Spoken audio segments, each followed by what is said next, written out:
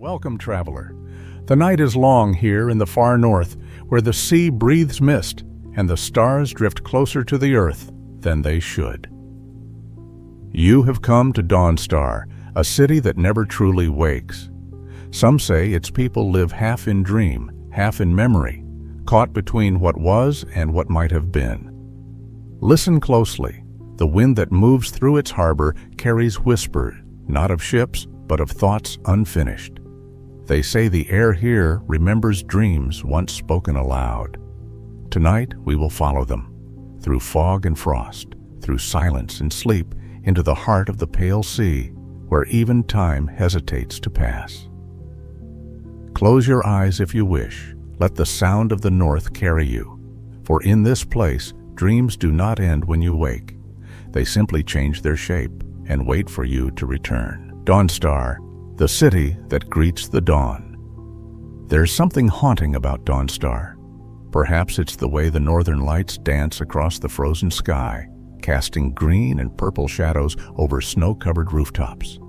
Perhaps it's the constant howl of the wind that sweeps down from the glaciers, carrying with it the scent of salt and ice. Or perhaps it's the knowledge that this place, more than any other settlement in Skyrim, exists at the very edge of the world, where civilization gives way to the unforgiving wilderness of the Sea of Ghosts. When you first approach Dawnstar from the south, winding your way through the pale tundra that gives this hold its name, you might wonder why anyone would choose to live here. The snow never melts. The wind never stops. The sun hangs low on the horizon even at midday, as if reluctant to fully commit to warming this frozen corner of Tamriel. And yet, for centuries, people have not just survived here, but thrived, building their lives in defiance of the cold that seeks to claim everything. Dawnstar sits on the northern coast of Skyrim, perched on the shores of the Sea of Ghosts, like a sentinel watching over the frozen waters. It's one of the 9 major holds of the province, serving as the capital of the Pale, and its name carries a promise that the settlement itself delivers every single day. As the easternmost port before the ice fields make navigation impossible, Dawnstar truly does greet the dawn before any other major settlement in Skyrim. The first rays of morning light touch these shores before anywhere else, painting the snow in shades of gold and rose, transforming the harsh landscape into something almost beautiful. But beauty in Dawnstar is always tinged with hardship. This is a city built on rock and ice, where the ground itself seems to resist human habitation. The architecture reflects this struggle. Unlike the grand stone halls of Solitude or the ancient Nordic splendor of Windhelm, Dawnstar's buildings are practical, almost squat, designed to withstand the brutal northern gales that can strip the flesh from bone. Wood and stone intermingle in structures that prioritize survival over aesthetics, though there is a certain rough beauty to their functionality. The city is small compared to Skyrim's other major holds. There's no sprawling marketplace like Whiterun, no towering palace like Solitude's Blue Palace. What Dawnstar has instead is a tightly knit community of miners, fishermen, and merchants who understand that in this frozen place, cooperation isn't just beneficial, it's essential for survival. The population is modest, perhaps a few dozen permanent residents, but each person plays a vital role in the city's continued existence. At the heart of Dawnstar sits the White Hall, the seat of power for the Pale.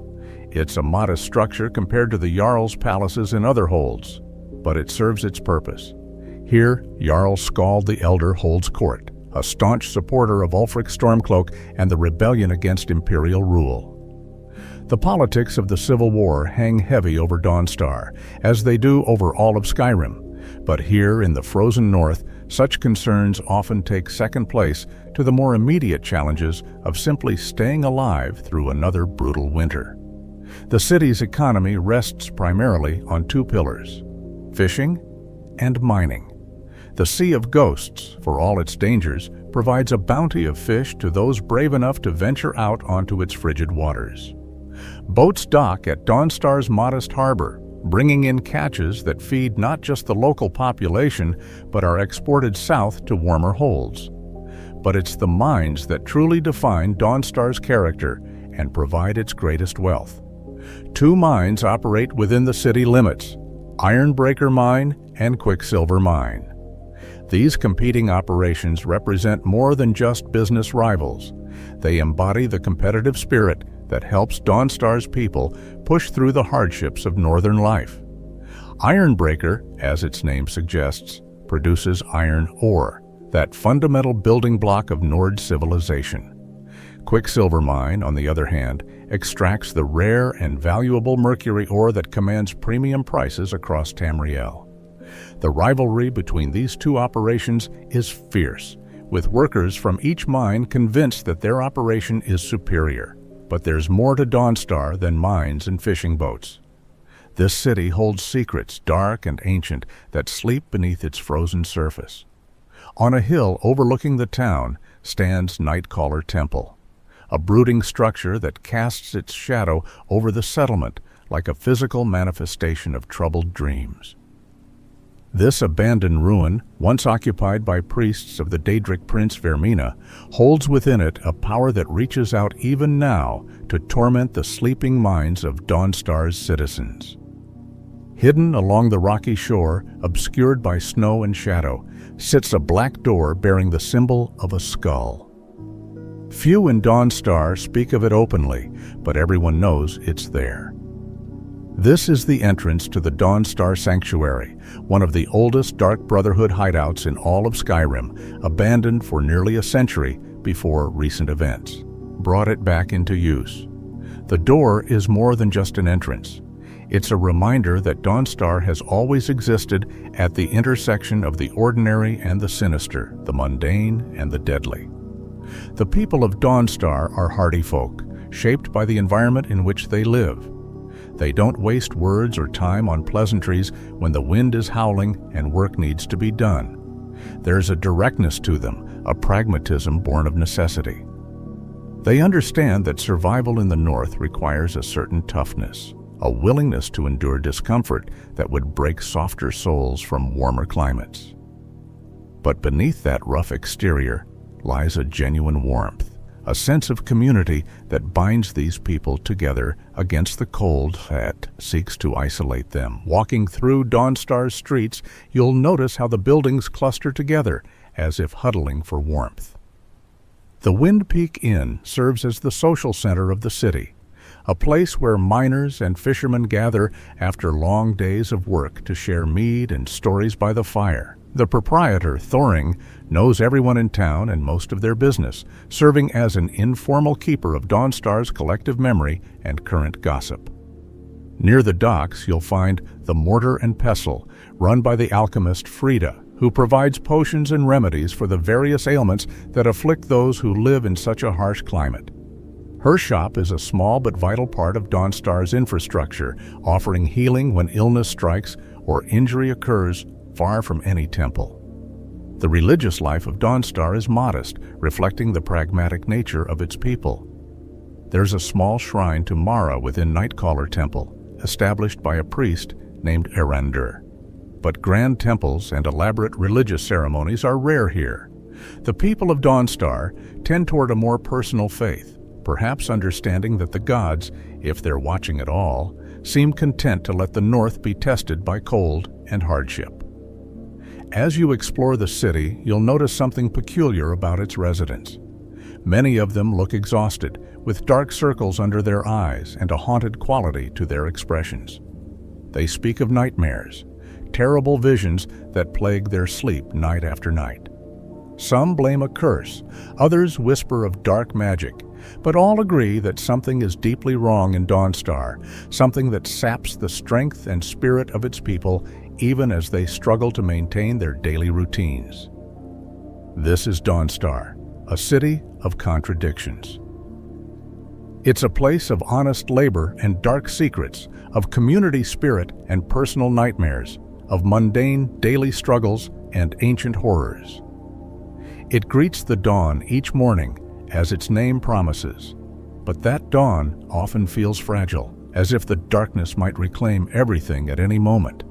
And yet, the people endure.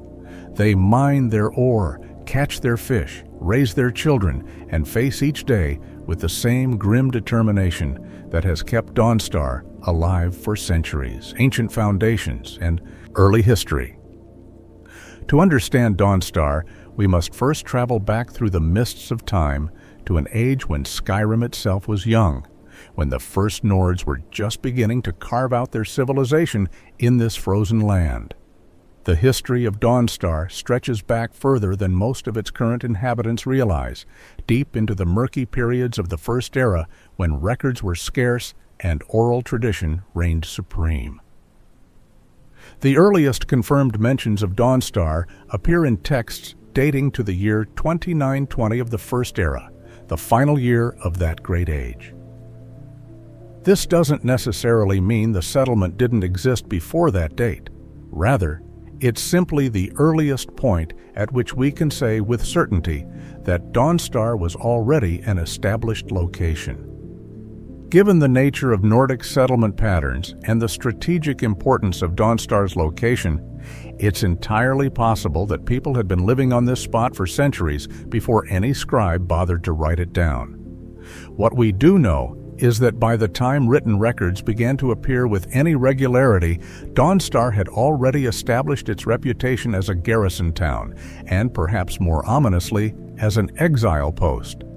This dual nature reveals much about what Dawnstar was, and in many ways, still is.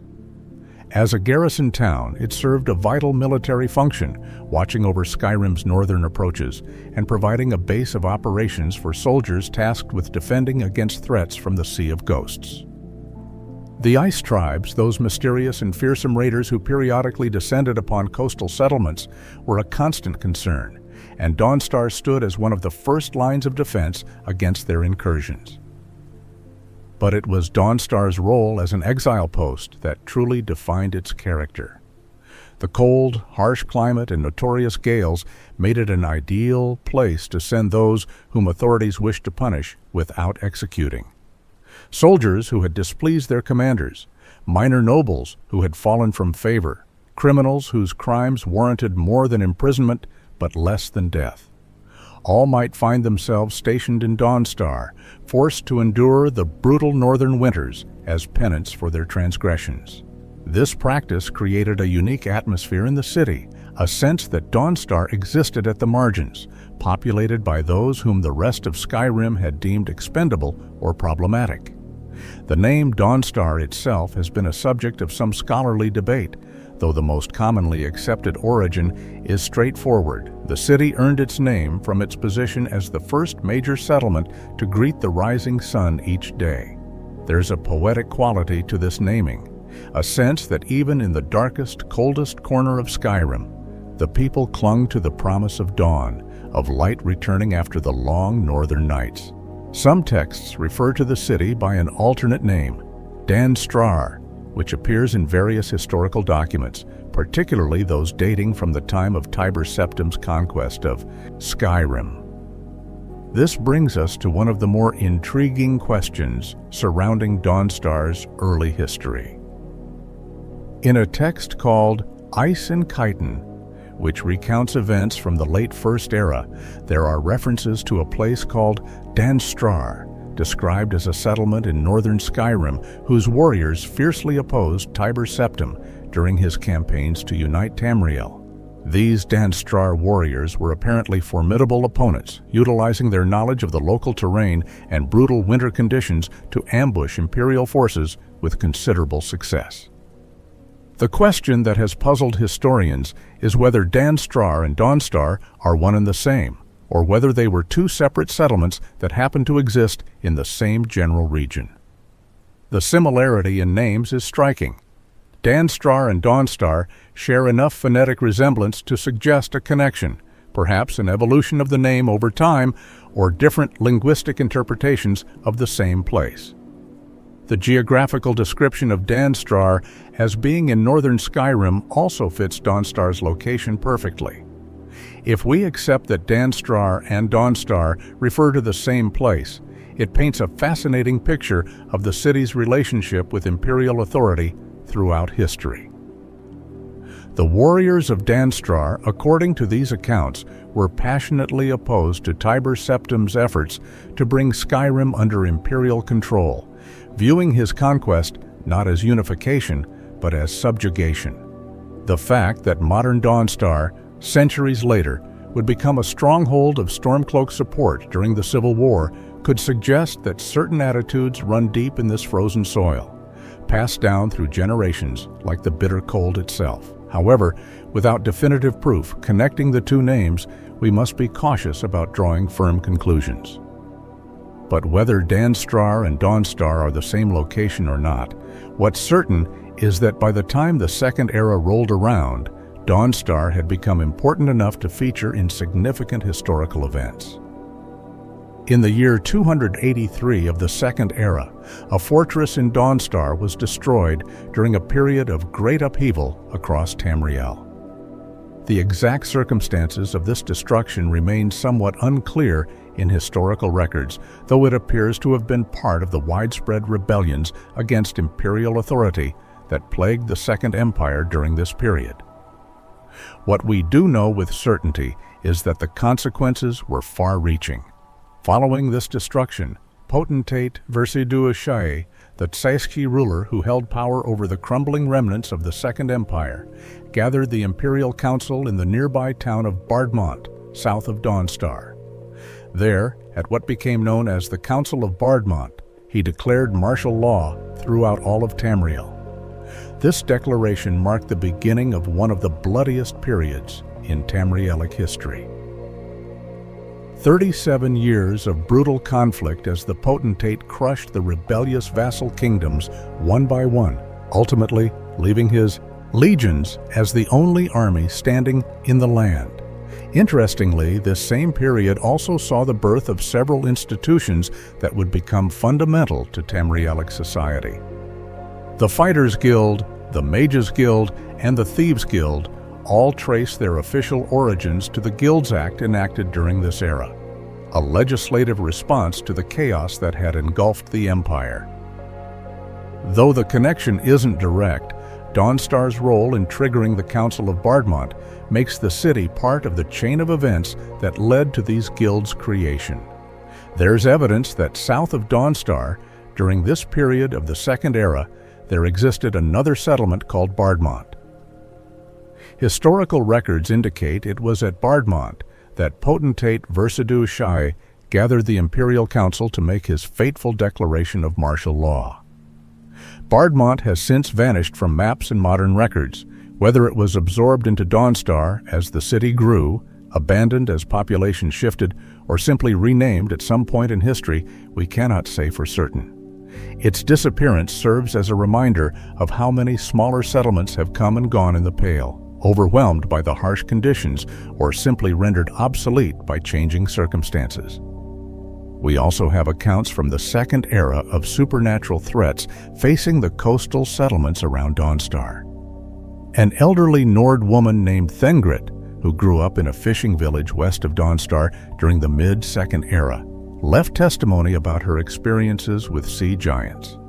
According to her grandmother's warnings, these massive, terrifying creatures would raid the coast during the worst winters, when, as she put it, the Pale grows frigid as a draugar's heart, horkers freeze to death on the rocks, and trolls weep from the bitter cold. Thengret herself claimed to have witnessed their longships, vessels of incredible size, gliding through snow and sleet during a particularly harsh winter in the year 532 of the Second Era. While accounts of sea giants are difficult to verify and may contain elements of exaggeration or misidentification, they suggest that the people of Dawnstar and the surrounding region faced threats that went beyond mere human raiders or common wild animals. Throughout the centuries that followed, Dawnstar continued to evolve, rebuilding after destructions and adapting to the ever-changing political landscape of Skyrim and Tamriel as a whole. The settlement's strategic importance as a port and garrison never diminished, even as its role as an exile post gradually faded. By the time the Third Era dawned, Dawnstar had transformed from a punishment outpost into a legitimate, if still small and harsh city. During the imperial simulacrum of the late Third Era, when the mad battle mage Jagar Tharn imprisoned Emperor Uriel Septim VII and took his place on the throne, Dawnstar found itself ruled by King Ulrarn. This period saw Dawnstar operating more as an independent city-state than as a fully integrated part of a unified Skyrim, engaging in rivalries with other settlements like Whiterun and Winterhold. The city-state of Dawnstar had its own identity, its own concerns, and its own ambitions during this strange period of Tamrielic history. As the Third Era drew to a close, Dawnstar's Queen Makalla married Theon, King of Solitude, in a political alliance that strengthened ties between the northern settlements. This marriage represented more than just a union of two individuals. It was part of Solitude's broader strategy to expand its influence across northern Skyrim, creating a network of alliances that would prove useful in the turbulent times to come. The transition from Third Era to Fourth Era brought new challenges. The Oblivion Crisis, that terrifying period when the barriers between Mundus and Oblivion weakened and Daedra poured forth into the mortal world, affected all of Tamriel, and Dawnstar was no exception.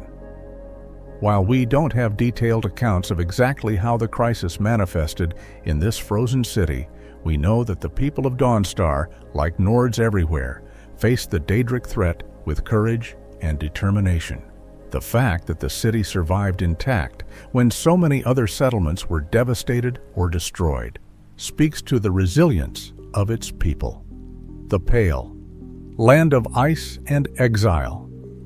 To understand Dawnstar fully, we must understand the Pale itself, for the city and the hold that surrounds it are inextricably linked, shaped by the same forces of geography and climate that make this region so distinctive within Skyrim. The Pale is not merely a political division, it's a distinct environment, a specific character of land that imposes its will upon those who dare to inhabit it. The name the Pale comes from two sources, both equally descriptive of the region's nature. First, there's the obvious visual element, the pale white tundra that dominates the landscape, an endless expanse of snow and ice broken only occasionally by hardy vegetation and exposed rock. The snow here isn't the fresh, bright white of a recent storm in warmer regions. It's an old snow, packed and crystalline, reflecting light in ways that can be almost blinding on the rare clear days. The entire landscape seems bleached, drained of color, as if the cold itself had leached away all warmth and vibrancy. But there's a second meaning to the name, one that speaks to the people rather than the land. The Pale is so named because of the pigmentation of the local Nords who inhabit it.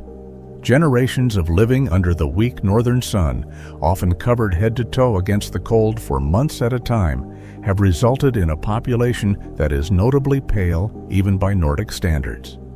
This isn't just about individual appearance. It's a marker of belonging, a visual indicator that one's family has endured in this harsh land for generations.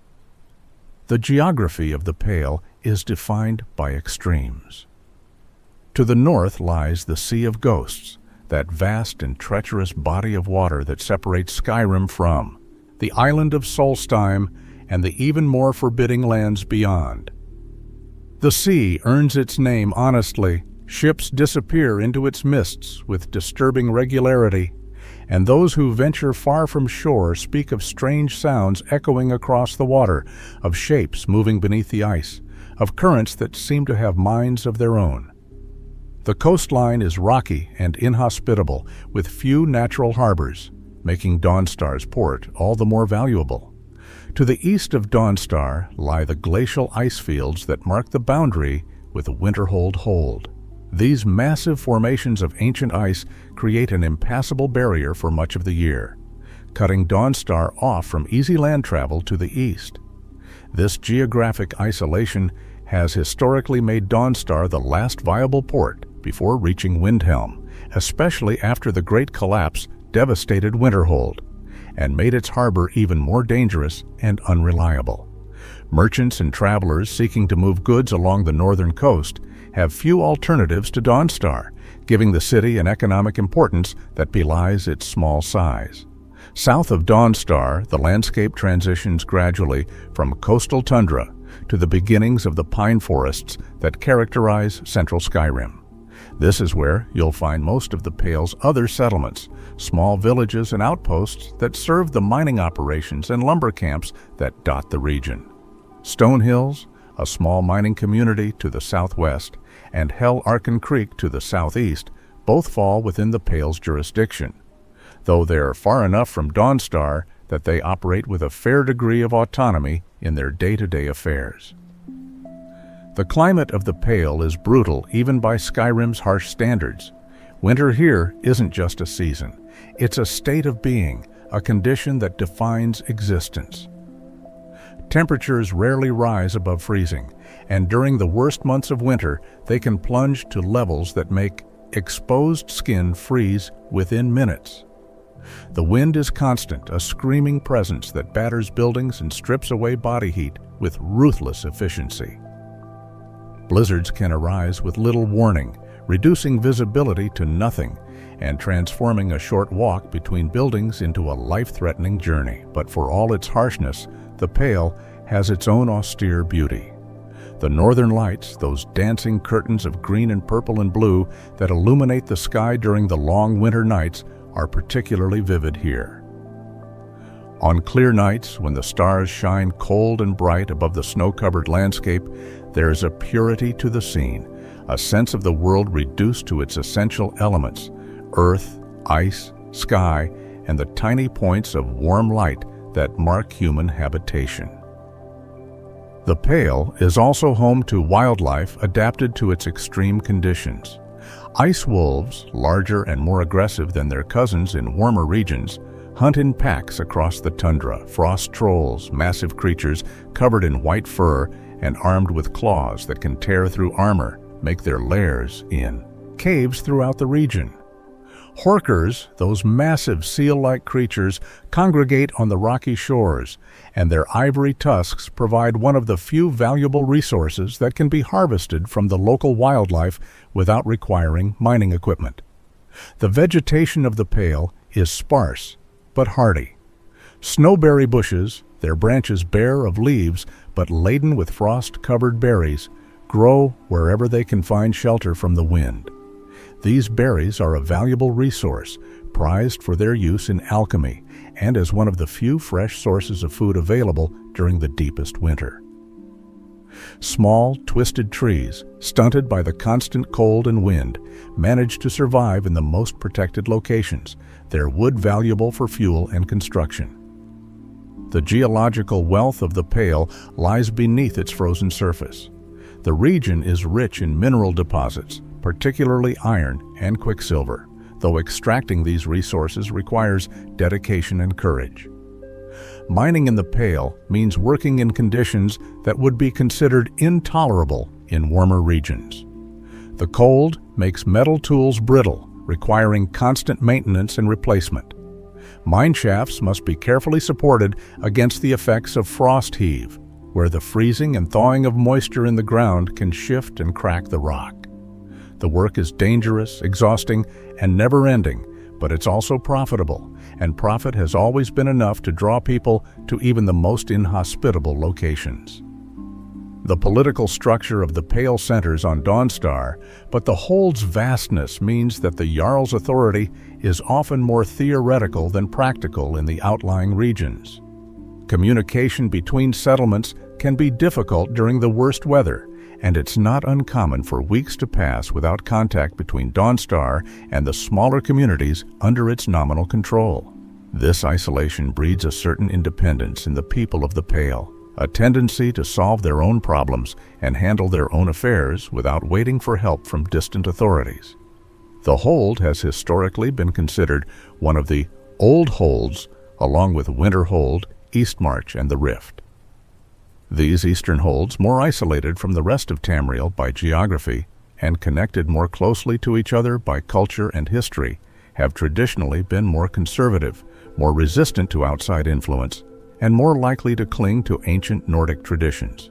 This cultural conservatism has made the Pale, and Dawnstar in particular, a natural stronghold for the Stormcloak Rebellion, with its emphasis on Nordic independence and traditional values. The roads of the Pale, such as they are, present their own challenges. What passes for a major highway in this region would be considered a poor country track in warmer holds. Snow covers the roads for much of the year, and even when cleared, they're often little more than packed ice. Travelers must be constantly vigilant for bandits who find the isolated nature of Pale's roads ideal for ambushes. The harsh conditions also mean that help is rarely close at hand. If something goes wrong on a journey through the Pale, you're likely to be on your own until you reach the next settlement. Despite all these hardships, or perhaps because of them, the people of the Pale have developed a fierce pride in their land and their ability to survive in it. There's a sense that living in the Pale proves something, that enduring its winters and wresting a living from its frozen soil marks one as truly strong. This pride can sometimes manifest as a kind of standoffishness toward outsiders, particularly those from warmer, softer regions who don't understand what it takes to survive here. But it also creates bonds of solidarity among those who call the Pale home, a shared understanding that they're all in this struggle together. The two mines, iron and quicksilver. At the heart of Dawnstar's economy, and indeed much of its identity, lie its two competing mines, Iron Breaker Mine and Quicksilver Mine. To outsiders, they might seem like simple business operations, holes in the ground where men extract ore to be sold at market. But to the people of Dawnstar, these mines represent something more fundamental. They're sources of pride, focal points for community identity, and arenas where the competitive spirit that helps people survive in the North finds a relatively harmless outlet. Let's begin with Iron Breaker Mine, situated in the eastern part of Dawnstar, just up the hill from several residential structures and within easy sight of the White Hall. The mine is owned and operated by a woman named Baetild, a tough, no-nonsense Nord who runs her operation with an iron fist. Appropriate given what she extracts from the earth. Baetild employs several miners who work the 6 iron ore veins that thread through the rock beneath Dawnstar. And by all accounts, she works them hard. The workers at Iron Breaker will tell you, often with a mixture of complaint and pride, that theirs is one of the harder mines to work in all of Skyrim. The veins run deep and twisted, requiring difficult excavation work. The rock itself is unforgiving, hard enough that pickaxes dull quickly and require constant sharpening. The cold seeps into the mine from the frozen ground above, making the work even more physically demanding. And yet, despite these challenges, or perhaps because of them, the Iron Breaker miners take pride in their work. Iron is the foundation of Nordic civilization, the raw material from which weapons, tools, and armor are forged. Every sword that defends Skyrim from its enemies, every plow that turns the soil for planting, every nail that holds buildings together begins as iron ore extracted from mines like this one. The miners know this, understand their place in the great chain of civilization, and it gives their back-breaking labor meaning beyond the simple exchange of work for wages. Outside Iron Breaker Mine sits a smelter, a necessary piece of equipment that allows the ore to be processed on site rather than transported elsewhere. The smelter's presence is practical. Why haul heavy ore when you can smelt it into lighter ingots right here? But it also serves as a social gathering point. Miners taking breaks warm themselves by the smelter's heat, and the rhythmic clang of hammers working the smelted iron creates a steady industrial percussion that becomes part of Dawnstar's soundscape. Baetild herself is an interesting figure in Dawnstar's social landscape. She's respected for her business acumen and her ability to keep Iron Breaker running efficiently, but she's not universally liked. Some find her demanding, others consider her unfair in her dealings, but everyone acknowledges that she knows the mining business inside and out. She's constantly aware of the competition across town, and this awareness drives her to push her operation harder, to extract more ore, to prove that Ironbreaker is the superior mining concern. And that brings us to Quicksilver Mine, Ironbreaker's rival in every sense of the word. Located in the western part of Dawnstar near the waterfront, just a short distance from where fishing boats dock, Quicksilver Mine extracts something far more valuable than iron: mercury ore, known throughout Tamriel as Quicksilver. This rare mineral commands premium prices, making Quicksilver Mine a far more profitable operation than Ironbreaker. At least on paper. The mine is owned by a man named Lygulf, and he employs several workers including Fruki, Borgny, Edith, and Lond to work the 5 quicksilver ore veins that run through the rock. Despite having one fewer vein than Ironbreaker, Quicksilver Mine's workers will proudly tell you that their operation is superior, pointing to the value of what they produce as evidence. And they're not wrong. Quicksilver ore is rare, found in only a few locations across Skyrim, and Quicksilver Mine is actually the only source of this mineral within Skyrim's borders.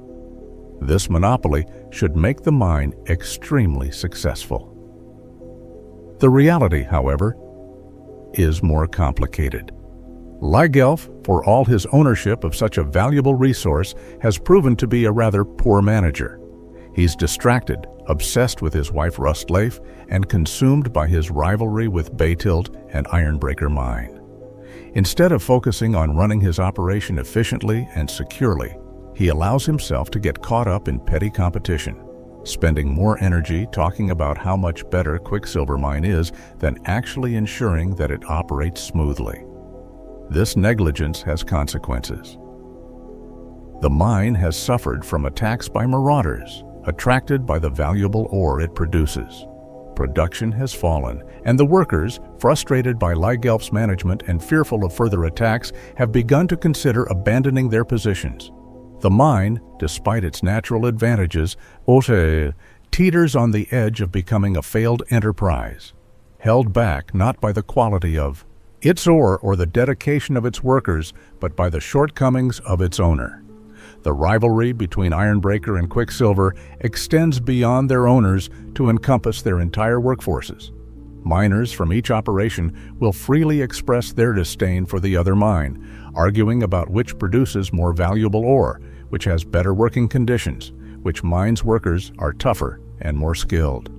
These arguments, conducted in the Wind Peak Inn, over mugs of mead, or at the smelters where both groups sometimes process their ore, rarely turn violent, but are conducted with genuine passion. For people whose lives are defined by hard physical labor in harsh conditions, these distinctions matter. Pride in one's work and one's mine becomes a source of identity and self-respect in a place where life offers few other opportunities for individual distinction. But beneath the rivalry lies a more complex reality. The miners from both operations share more than they differ. They face the same cold, the same darkness underground, the same physical dangers inherent in mining. They wake at the same early hours, eat the same simple food, drink at the same inn, worship at the same shrines, and ultimately depend on each other for survival in this harsh land. When a major storm hits and threatens the entire city, mine affiliations become irrelevant. When someone's injured in a collapse, miners from both operations will help with rescue efforts. The rivalry, in some ways, serves as a release valve, a way to channel competitive instincts into something relatively harmless while building community cohesion through shared participation in the competition. The economics of the mines are more complex than they might initially appear. Iron, while common, is always in demand. It's the foundation material for Nordic civilization, used in everything from farming implements to weapons and armor. The Empire's ongoing war with the Stormcloaks has increased demand for iron dramatically, as both sides need to equip their forces.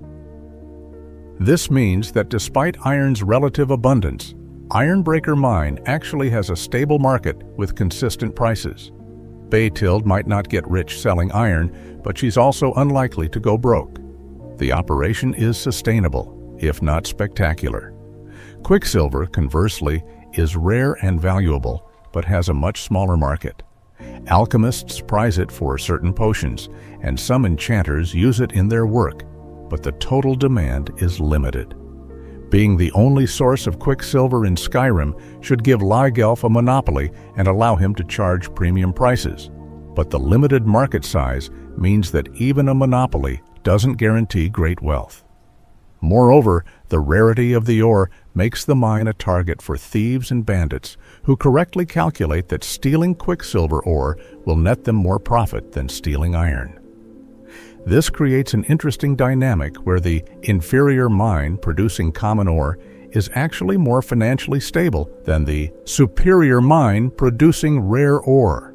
Baytild's operation, for all the hard work it requires, is dependable. Lygelf's operation, for all its potential, is precarious. This economic reality adds another layer to their rivalry. Baytild's confidence is backed by genuine stability, while Lygelf's boasting masks underlying vulnerability. The mining process itself is grueling and dangerous in ways that people who haven't worked in mines might not fully appreciate. Miners descend into shafts that wind deep into the earth beneath Dawnstar, guided by torches and oil lamps that create shadows that dance and flicker on the walls. The darkness is absolute beyond the range of their lights, a physical presence that presses in from all sides. The air grows thick and stale the deeper you go, warmed slightly by the earth, but also heavy with dust and the smell of sweat and rock. Pickaxes strike stone in steady rhythm, hour after hour, day after day. Each swing requires full-body effort, legs driving, back twisting, arms and shoulders providing power and control. The impact jars through your arms and into your shoulders, a jarring shock that accumulates over thousands of repetitions. Each swing chips away fragments of rock, each fragment brought closer to uncovering the precious veins of ore that make all this labor worthwhile. But the ore veins don't announce themselves. They might run straight and true or twist and branch unpredictably. Miners develop an almost instinctive sense for following veins, reading subtle changes in the rock's texture and color to predict where the ore will go next. The physical toll is immense and cumulative. Backs bend and muscles strain under constant exertion. Hands grow calloused and scarred from gripping tool handles and rough stone. Fingers stiffen from repeated impacts. Knees and ankles ache from standing on uneven surfaces and climbing rough-cut stairs countless times per day. Lungs fill with rock dust despite the best efforts to keep the air clear, leading to chronic coughs that eventually become as much a part of a miner's identity as their calloused hands. Injuries are common. A pickaxe striking at an odd angle and glancing off rock to strike flesh. A falling stone dislodged by careless excavation, a weakened timber support giving way at the worst possible moment. Minor injuries happen almost daily. Crushed fingers, scraped knuckles, bruised shins from stumbling in the dark. Major injuries, broken bones, serious cuts, partial collapses occur often enough that every miner knows someone who's been seriously hurt or killed.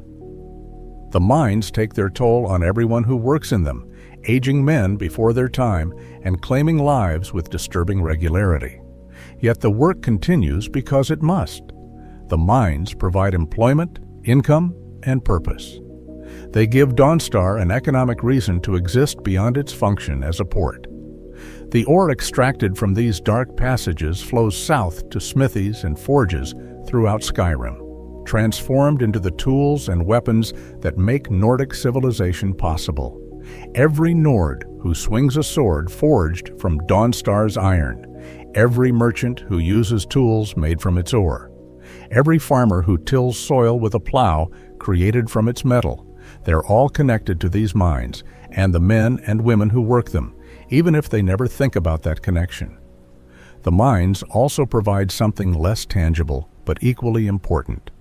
They give the people of Dawnstar a sense of control in a land where nature often seems determined to remind humans of their powerlessness.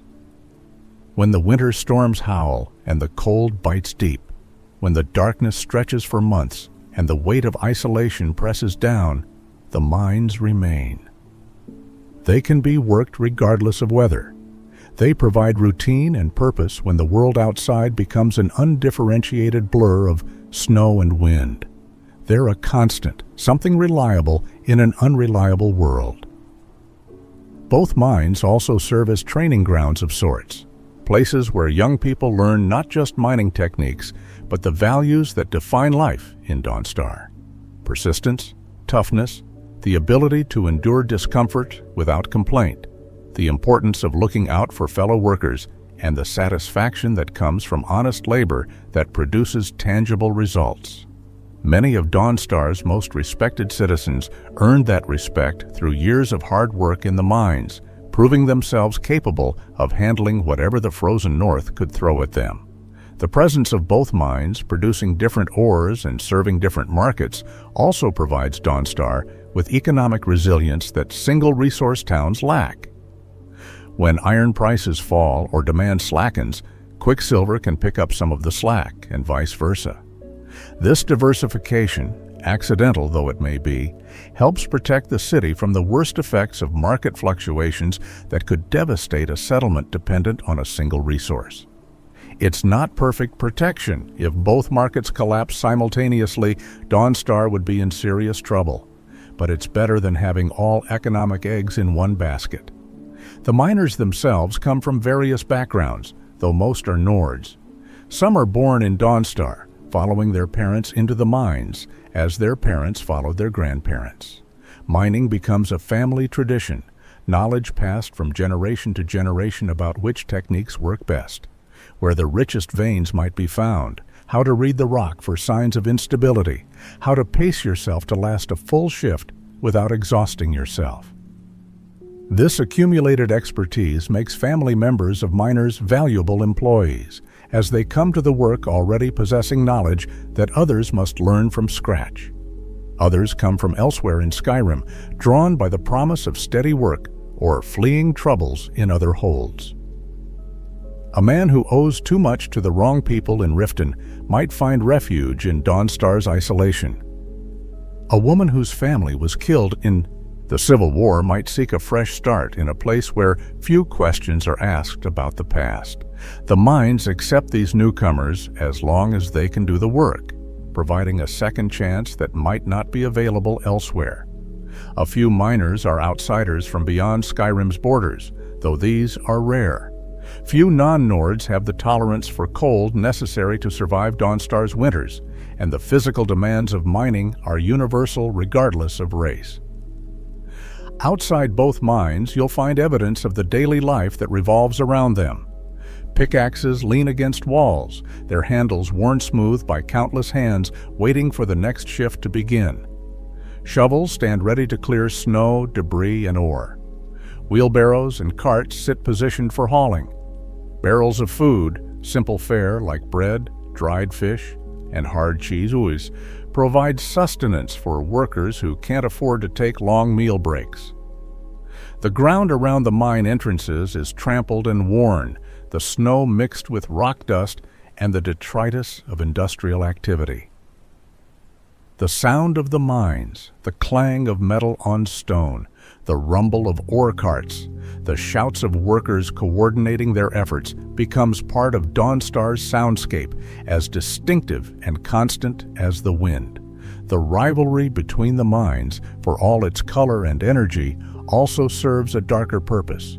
It distracts from deeper problems.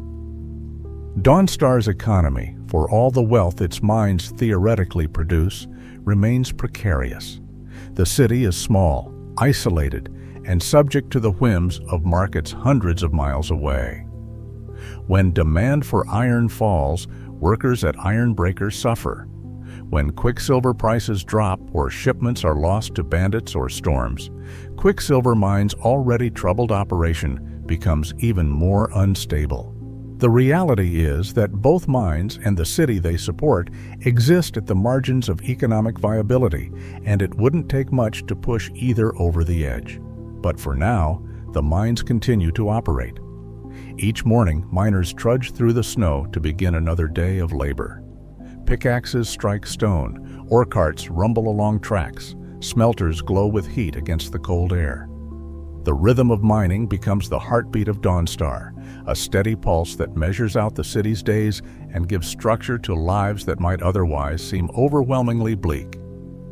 Nightcaller Temple and Vaermina's Curse, high on a hill overlooking Dawnstar, visible from almost everywhere in the city, stands a structure that speaks of darker times and older powers.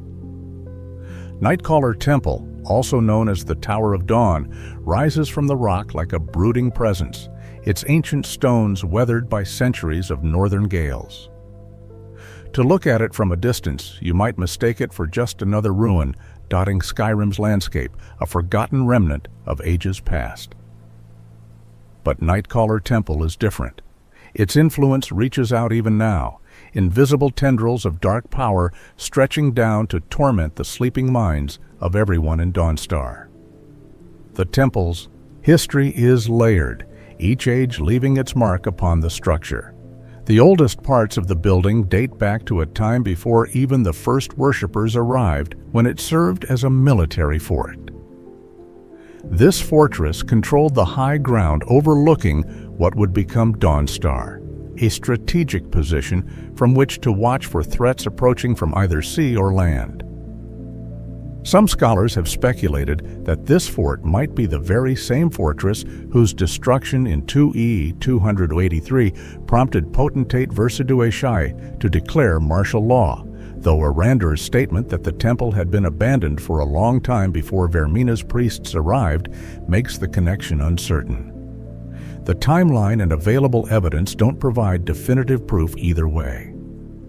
After the fort was abandoned, whether through destruction, obsolescence, or some other cause, the structure sat empty for years. Wind howled through empty halls. Snow drifted through broken windows. The stones, once warm with human presence, grew cold and silent. It was during this period of abandonment that new inhabitants arrived, priests devoted to Vaermina, the Daedric prince of dreams and nightmares.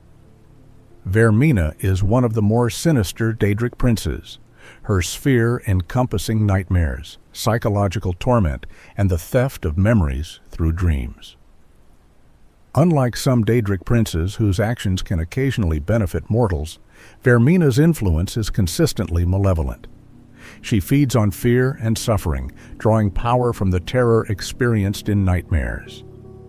Her worshippers, then, are those who have embraced this darkness, who seek power through inflicting psychological anguish and manipulating the boundary between waking and sleeping.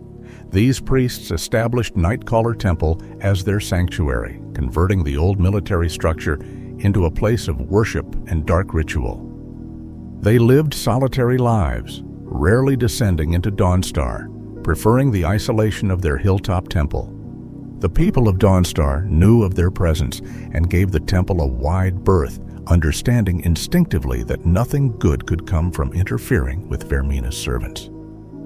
The temple's name, Nightcaller, itself suggests the nature of what transpired within its walls. The priests practiced rituals designed to extend their lives through supernatural means, utilizing a substance they called the miasma. This alchemical creation, when properly prepared and released, had the power to induce a deep, hibernation-like sleep that could preserve those who inhaled it for years or even decades. The priests used it to extend their own lifespans, sleeping through periods of time and awakening when circumstances suited them. But the miasma was dangerous, its effects unpredictable. The concentration and purity had to be carefully controlled, and even small errors could have catastrophic consequences. The priests walked a knife's edge, trading normal human existence for extended life, but living always with the knowledge that their next sleep might be their last if the miasma's effects proved too strong. Then came the orcs.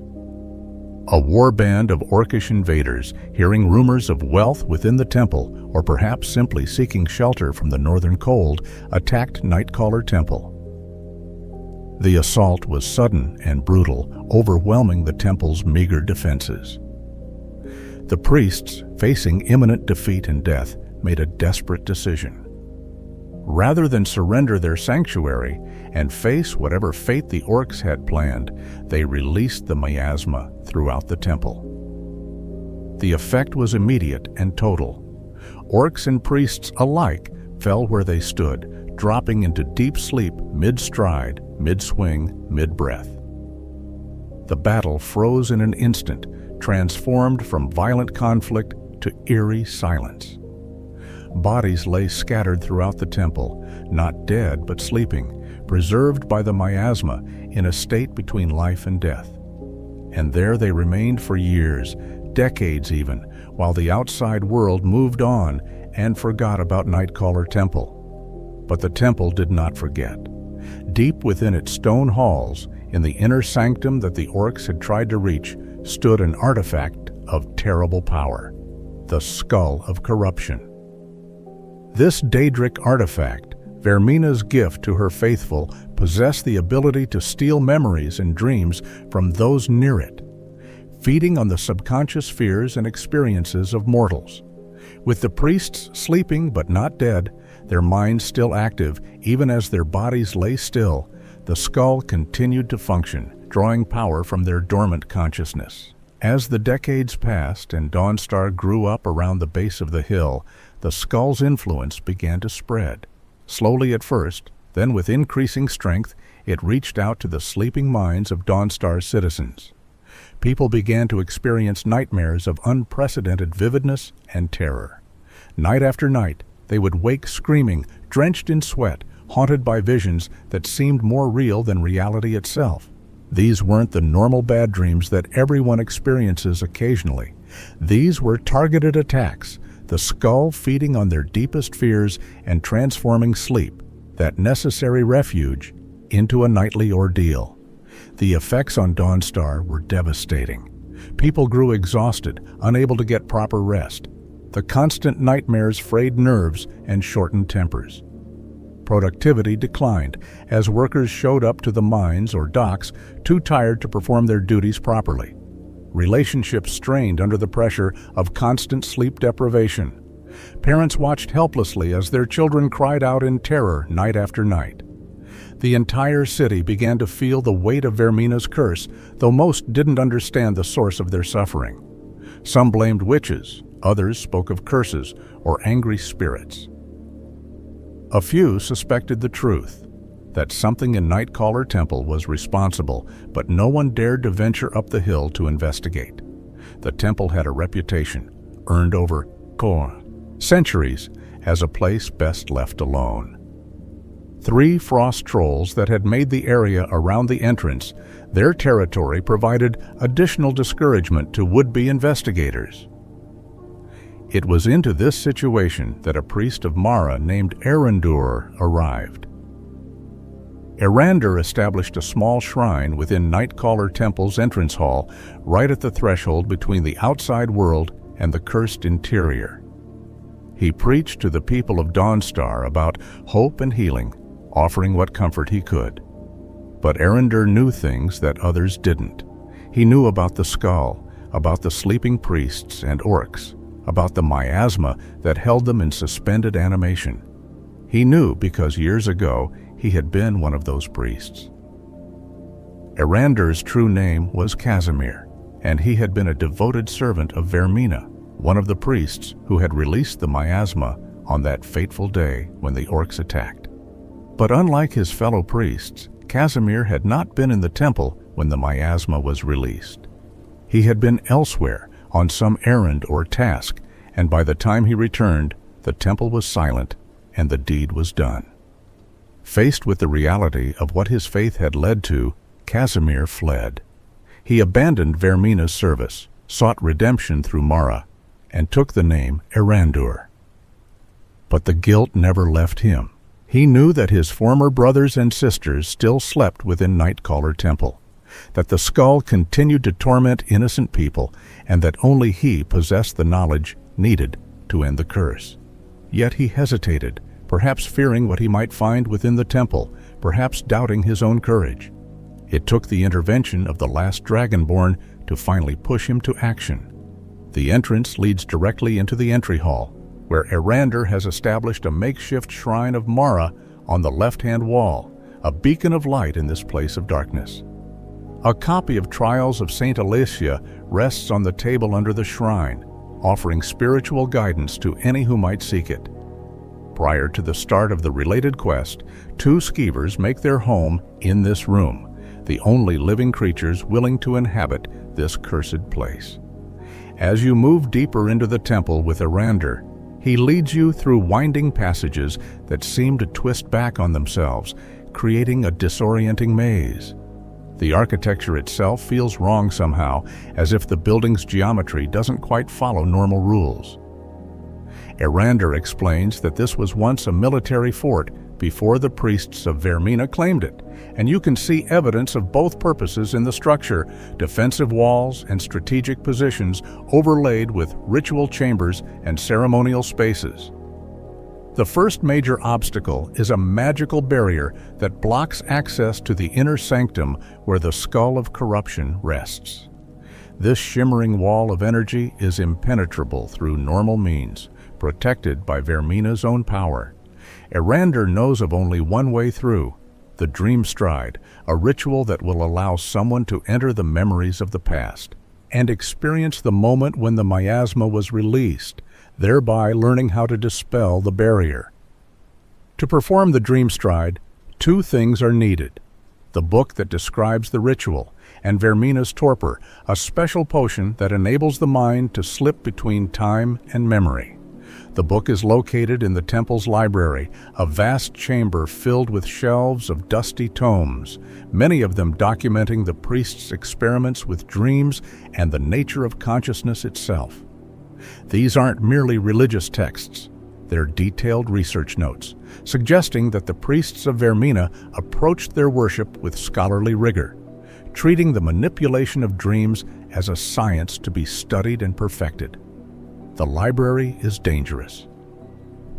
As you and Erander search for the Dreamstride, some of the sleeping priests and orcs begin to wake. The disturbance of their environment, the presence of living minds actively thinking and moving through spaces that have known only stillness for decades, weakens the miasma's hold on them. They rise, confused and disoriented, their minds still trapped in the moment of their last consciousness, unable to comprehend the passage of time. When they see intruders in their temple, they attack without hesitation, viewing you as part of the orcish invasion force they were fighting decades ago. Fighting these revenants is an eerie experience. They move with the jerky uncertainty of those not fully awake, yet they wield their magic and weapons with deadly proficiency. The priests cast destruction spells learned in a different era, their incantations spoken in accents that have long since passed from common use. The orcs fight with weapons that are decades old, but maintained in perfect condition by the miasma's preserving effects. Each enemy you face is a ghost made flesh, a fragment of the past given violent new life. The laboratory, where Vaermina's torpor is stored, reveals more about the priest's practices. 3 alchemy labs are set up here, complete with various ingredients and equipment, suggesting that the creation of alchemical substances was central to the temple's operations. An arcane enchanter sits in a side chamber, used perhaps to create magical items or to imbue objects with dream-related properties.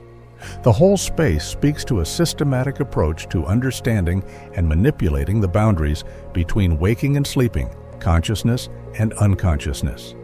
Vaermina's torpor itself sits on a shelf, a small flask containing liquid of the deepest crimson, almost black in the dim light.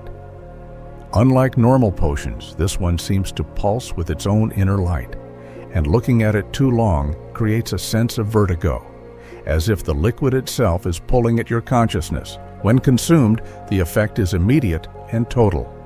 Reality dissolves, replaced by memory, and you find yourself experiencing events from decades past as if they were happening now. The Dreamstride is one of the most disorienting experiences possible. You see through Brother Casimir's eyes, Arander's eyes, from before he abandoned Vaermina's service. You hear his thoughts, feel his fear and desperation as the Orcish invasion reaches its crisis point. The temple is alive with conflict, priests defending their sanctuary against warriors who've breached the outer defenses. Blood stains the floors, bodies lie crumpled in corners, and the air fills with the sounds of combat. Steel striking steel, spells exploding, men screaming in pain and rage.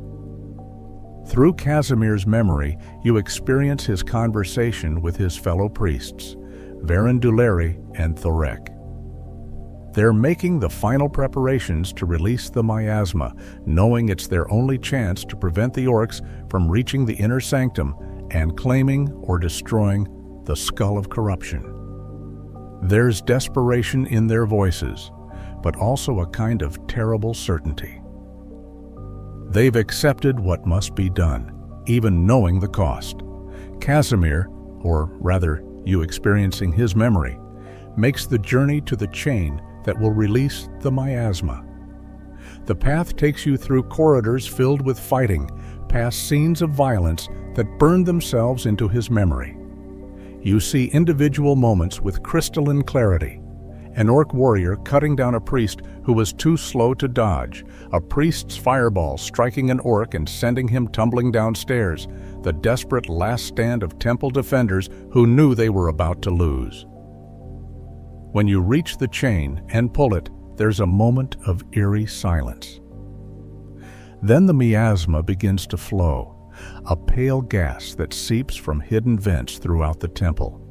It moves like something alive, flowing against gravity, seeking out every living being in the structure. The first person it touches simply stops mid-motion, collapsing into instant sleep. Then another, and another.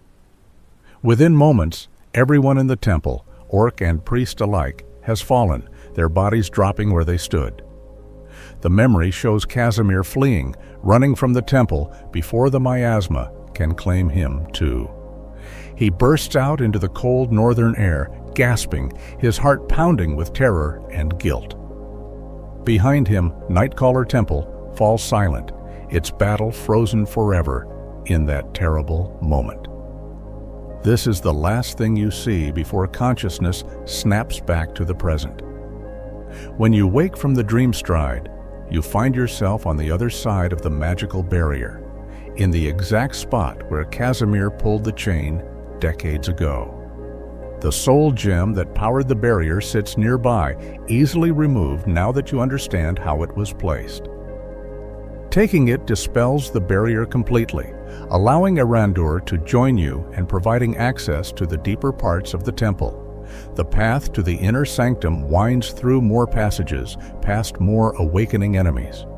The closer you get to the skull of corruption, the more the sleepers begin to wake, as if the artifact itself is calling to them, trying to rouse its guardians. Some of the priests you encounter here were apparently deeper in the miasma's effect, having slept more soundly, and they wake more completely, more aware that time has passed even if they don't fully understand how much. Finally, you reach the sanctum itself, a circular chamber dominated by the skull of corruption, sitting on a raised pedestal. The artifact is a thing of terrible beauty, its surface seeming to shift and change as you look at it, covered in patterns that hurt to perceive directly. It radiates power, a palpable force that presses against your mind, trying to reach into your dreams even while you're awake. This is the source of Dawnstar's nightmares, the focal point of Vaermina's curse. But the skull isn't alone. As you enter the chamber, Vaermina and Stoic rise from where they've been sleeping near the artifact. These were Arander's closest friends, his brothers in Vaermina's service. They were guarding the skull when the miasma took them. And now, awakened at last, they find their old companion returned, but changed, serving a different deity, bringing outsiders into their sacred space. The confrontation is painful to witness. Varen and Thorek don't understand why Casimir would abandon Vaermina, can't comprehend his transformation into Erendur. To them, no time has passed. Their friend's betrayal is fresh and raw. They attack, and Erendur has no choice but to defend himself and you. The fight is brief but brutal. Two priests of Vaermina against their former brother and his companion. When it ends, Varen and Thorek lie truly dead this time. Their long sleep finally ended permanently. Erendur approaches the skull with visible trepidation. This artifact represents everything he's tried to escape, the dark power he once served. But destroying it is the only way to free Dawnstar from the nightmares, the only way to truly atone for his role in creating this crisis decades ago. He begins a ritual, channeling Mara's power to shatter Vaermina's artifact. It's at this moment that Vaermina herself intervenes. The Daedric Prince's voice fills the chamber, speaking directly into the minds of everyone present. She's smooth, seductive, and utterly malevolent. She claims that Erendur is deceiving you, that once the ritual is complete and the skull is free from its protective barrier, he'll turn on you and claim it for himself. She urges you to kill him now, before he can betray you, and take the skull of corruption as your own reward. It's a test, of course, a test of trust, of judgment, of character. Erendur has been nothing but honest and helpful throughout this entire ordeal.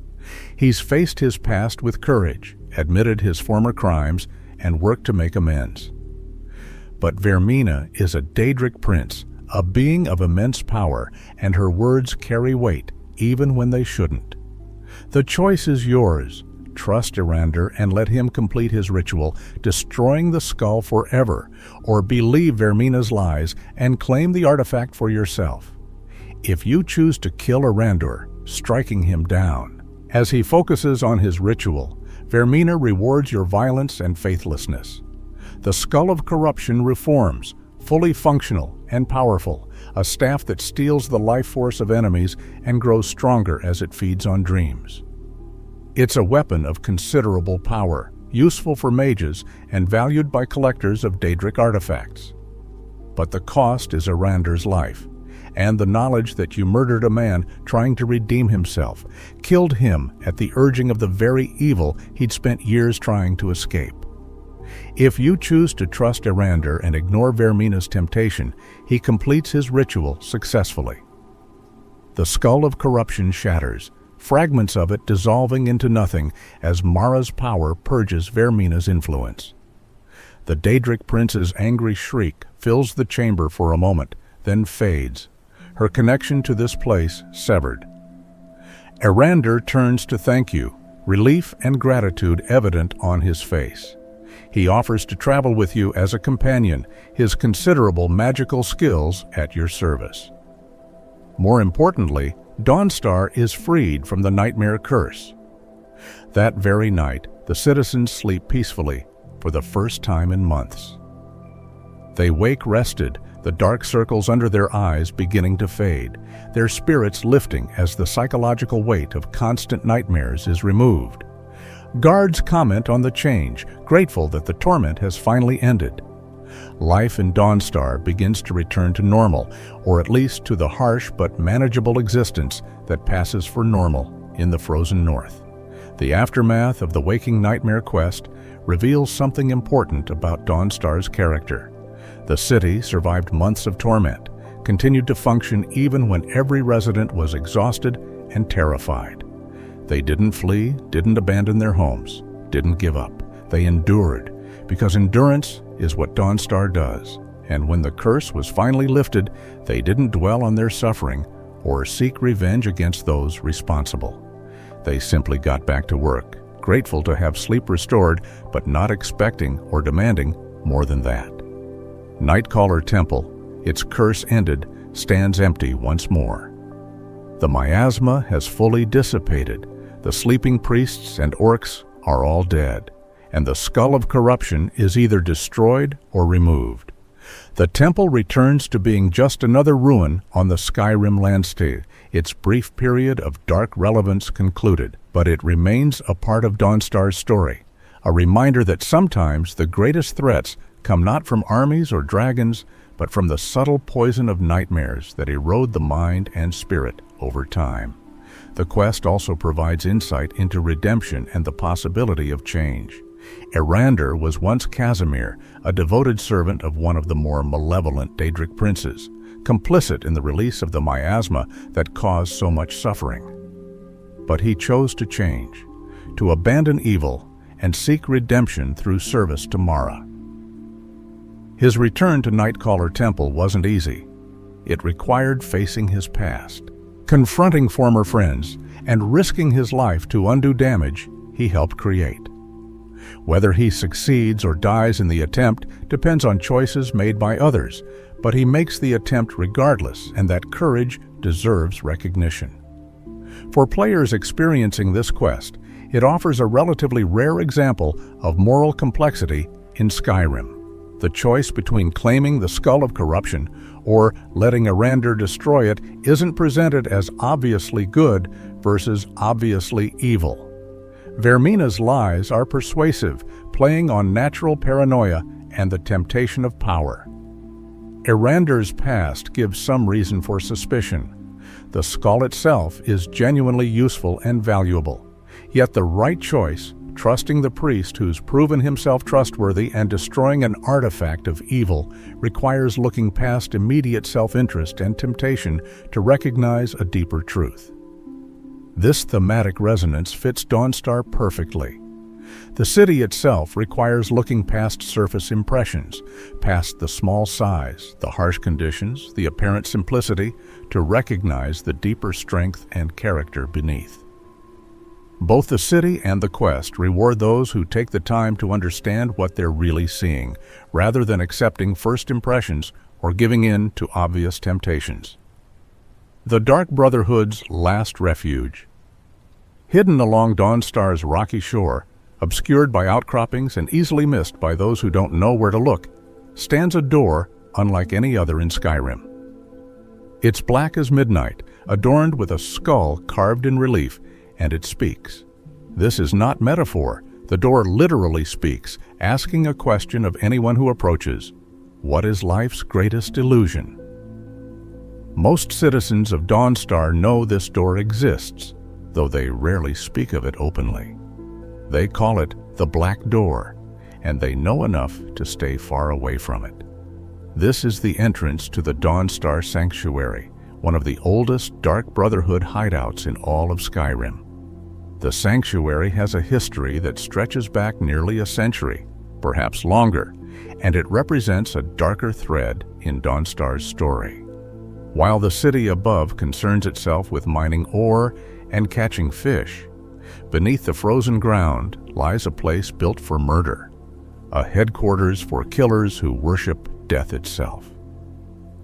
The Dark Brotherhood needs no introduction to those familiar with Tamriel's history. This organization of assassins has operated for thousands of years, a shadowy presence in every era, every empire. They are not merely killers for hire, though they do accept contracts. The Brotherhood is a religious organization devoted to Sithis, the primordial void from which all creation emerged, and to which all creation will eventually return. They serve the Night Mother, a spectral entity who communicates with their listener, passing along contracts that must be fulfilled. The Dawnstar Sanctuary was built during the Brotherhood's height, when they maintained multiple sanctuaries across Skyrim, and indeed across all of Tamriel. Its location was chosen carefully. Dawnstar's isolation made it unlikely that authorities would investigate too closely. The harsh climate discouraged casual travelers who might stumble upon the entrance, and the city's history as an exile post meant that mysterious disappearances or strange activities were less likely to raise alarms than they might elsewhere. The sanctuary itself is a masterwork of hidden construction. Excavated from the living rock beneath the shore, it extends deep into the earth, far enough that the sound of waves crashing above becomes a distant, muffled thunder. The entrance tunnel, protected by that distinctive black door, leads into a complex of chambers and passages designed to house a small community of assassins in relative comfort. The main hall of the sanctuary is an impressive space, carved with the same skill that the Dwemer once brought to their underground cities, though with a very different aesthetic. Where Dwemer architecture emphasized geometric precision and mechanical efficiency, the Dark Brotherhood sanctuary embraces a darker elegance. Stone pillars carved with skulls and shrouds support the ceiling. A stained glass window, somehow constructed underground, depicts Sithis as a skeleton embracing the Night Mother. The image is both beautiful and unsettling, a reminder of what the Brotherhood worships. Throughout the sanctuary, evidence of its long occupation remains. Sleeping quarters line several passages, each with a bed and small personal space for an assassin. A common area features tables and chairs where Brotherhood members could gather between contracts. Training dummies and practice weapons fill a chamber dedicated to honing the skills necessary for assassination. An alchemy laboratory, complete with workbenches and storage for ingredients, provided the means to create poisons and potions. Even a small shrine to Sithis occupies its own alcove, a place for dark prayers and darker rituals. But the most distinctive feature of the sanctuary lies in its deepest chambers, accessed through a section of ice caves that extend beneath the frozen ground. Here, in this coldest, most remote part of the sanctuary, lives a creature that serves as both guardian and symbol of the Brotherhood's reach. This is Udafricta, a frost troll of unusual size and ferocity, kept here as a final defense should the sanctuary ever be breached. For decades, the Dawnstar Sanctuary served its purpose well. Brotherhood assassins lived here, trained here, departed on contracts from here. The city of Dawnstar above remained largely ignorant of the organized killers living beneath their feet. Oh, rumors circulated, as they always do, but without proof or direct confrontation, the sanctuary remained secure. Then came decline. The Dark Brotherhood, like many institutions, experienced periods of weakness. Contracts became less frequent. Membership dwindled. One by one, the Brotherhood sanctuaries across Tamriel were abandoned either by choice as resources concentrated elsewhere or by necessity when authorities finally located and raided them. The Dawnstar Sanctuary was shuttered nearly 100 years before the events of the Fourth Era's Civil War, its residents relocated to other hideouts, its black door left to ask its question to an empty shore. The sanctuary sat empty through decades of change. Snow fell and melted above it. Dawnstar grew and changed. Wars came and went, and all the while the sanctuary waited in darkness, its halls silent except for the distant sound of waves and the occasional movement of Udafrict in the ice caves. Then, in 4E201, everything changed. The Dark Brotherhood found itself in crisis. Their sanctuary in Falkreath, which had served as their headquarters in Skyrim, was discovered and attacked by the Penitus Oculatus, the Emperor's personal security force. In a devastating assault, many Brotherhood members were killed, and the sanctuary itself was burned. The survivors, a mere handful out of what had been a thriving community, needed a new home desperately. It was Cicero, the Brotherhood's keeper and guardian of the Night Mother's remains, who remembered the old records that mentioned the Dawnstar Sanctuary. In his journals, later found by others, he described discovering references to this ancient hideout and learning the password to the Black Door.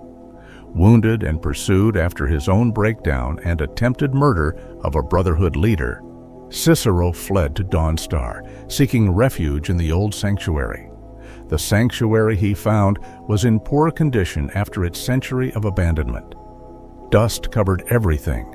Ice had formed in some chambers. Fungi grew in the dampness, spreading across walls and floors. Some passages had partially collapsed, requiring careful navigation. but the structure remained fundamentally sound. The black door still functioned, and most importantly, it was hidden and secure. When the last Dragonborn tracked Cicero here on orders to kill or spare the Mad Jester, the sanctuary's existence was revealed once more. After the destruction of the Falkreath Sanctuary, the few surviving Dark Brotherhood members relocated to Dawnstar. They brought with them the Night Mother's sarcophagus, that ancient coffin from which she communicates with her listener. They settled into the dusty chambers, clearing away debris and re-establishing the sanctuary as a functioning base of operations. The Brotherhood had fallen far from its former glory, reduced from a powerful organization spread across Tamriel to a handful of survivors in a forgotten sanctuary. But they endured. The sanctuary could be upgraded, improved with gold earned from contracts. A torture chamber could be established, where captives would reveal the locations of hidden treasures under duress. A master bedroom could be furnished, providing comfortable quarters for the sanctuary's leader. An alchemy laboratory with a poison garden could be cultivated, the rare plants thriving in the sanctuary's strange environment. A secret entrance could be constructed, providing a second way in and out through a stained glass window, the exit emerging near the Khajiit traders' camp south of Dawnstar. With these improvements, the Dawnstar Sanctuary transformed from a ruin into a functional, even comfortable headquarters. The Brotherhood began to rebuild, slowly, carefully, accepting contracts and training new initiates. They remained cautious, aware that the Penitus Oculatus might still be hunting them, but they also began to hope that perhaps the Brotherhood's story wasn't over after all. The sanctuary's presence adds another layer to Dawnstar's character. Most citizens remain unaware of the Brotherhood's return, but those who know about the Black Door notice activity resuming. Occasionally, dark-clad figures are seen entering or leaving the area near the shore, always at night, always moving with purpose. Some goods go missing from warehouses. Some people who were causing problems suddenly disappear. And through it all, the Black Door continues to ask its question to anyone who approaches. What is life's greatest illusion? The correct answer, for those who need to know, is innocence, my brother. Say these words and the door opens, revealing the passage beyond. Give any other answer and the door remains closed, keeping its secret secure. It's a simple but effective security measure, one that has protected the Dark Brotherhood's sanctuaries for centuries. For Dawnstar, the sanctuary represents both danger and a strange sort of stability. Yes, they have assassins living beneath their city, but the Brotherhood follows its own code. They don't kill randomly or needlessly.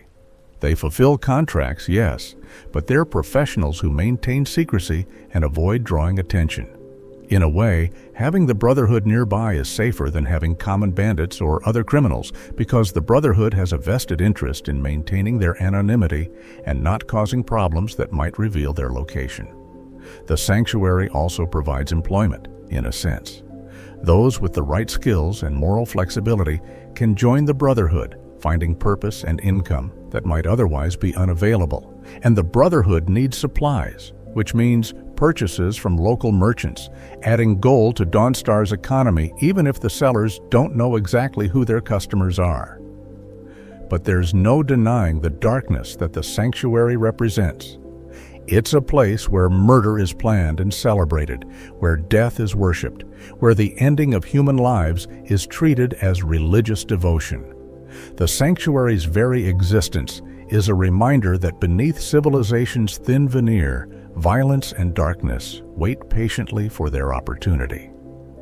And in Dawnstar, that darkness has a permanent home, hidden beneath the frozen ground, breathing quietly in the shadows, watching and waiting as it has for a century, and likely will for centuries more. The Mythic Dawn Museum. And Mehrunes Dagon, in a modest house on the north side of Dawnstar near the coastline, sits perhaps the most unexpected attraction you'll find in this frozen city. A museum dedicated to one of the most notorious cults in Tamrielic history.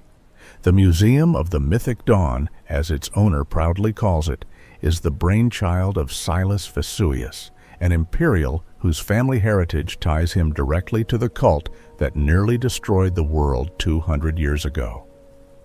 To understand the significance of this museum, we need to travel back to the end of the Third Era, to the year 433, when the Oblivion Crisis nearly brought about the end of all things. The Mythic Dawn was the cult responsible for that catastrophe, devoted servants of Mehrunes Dagon, the Daedric Prince of Destruction.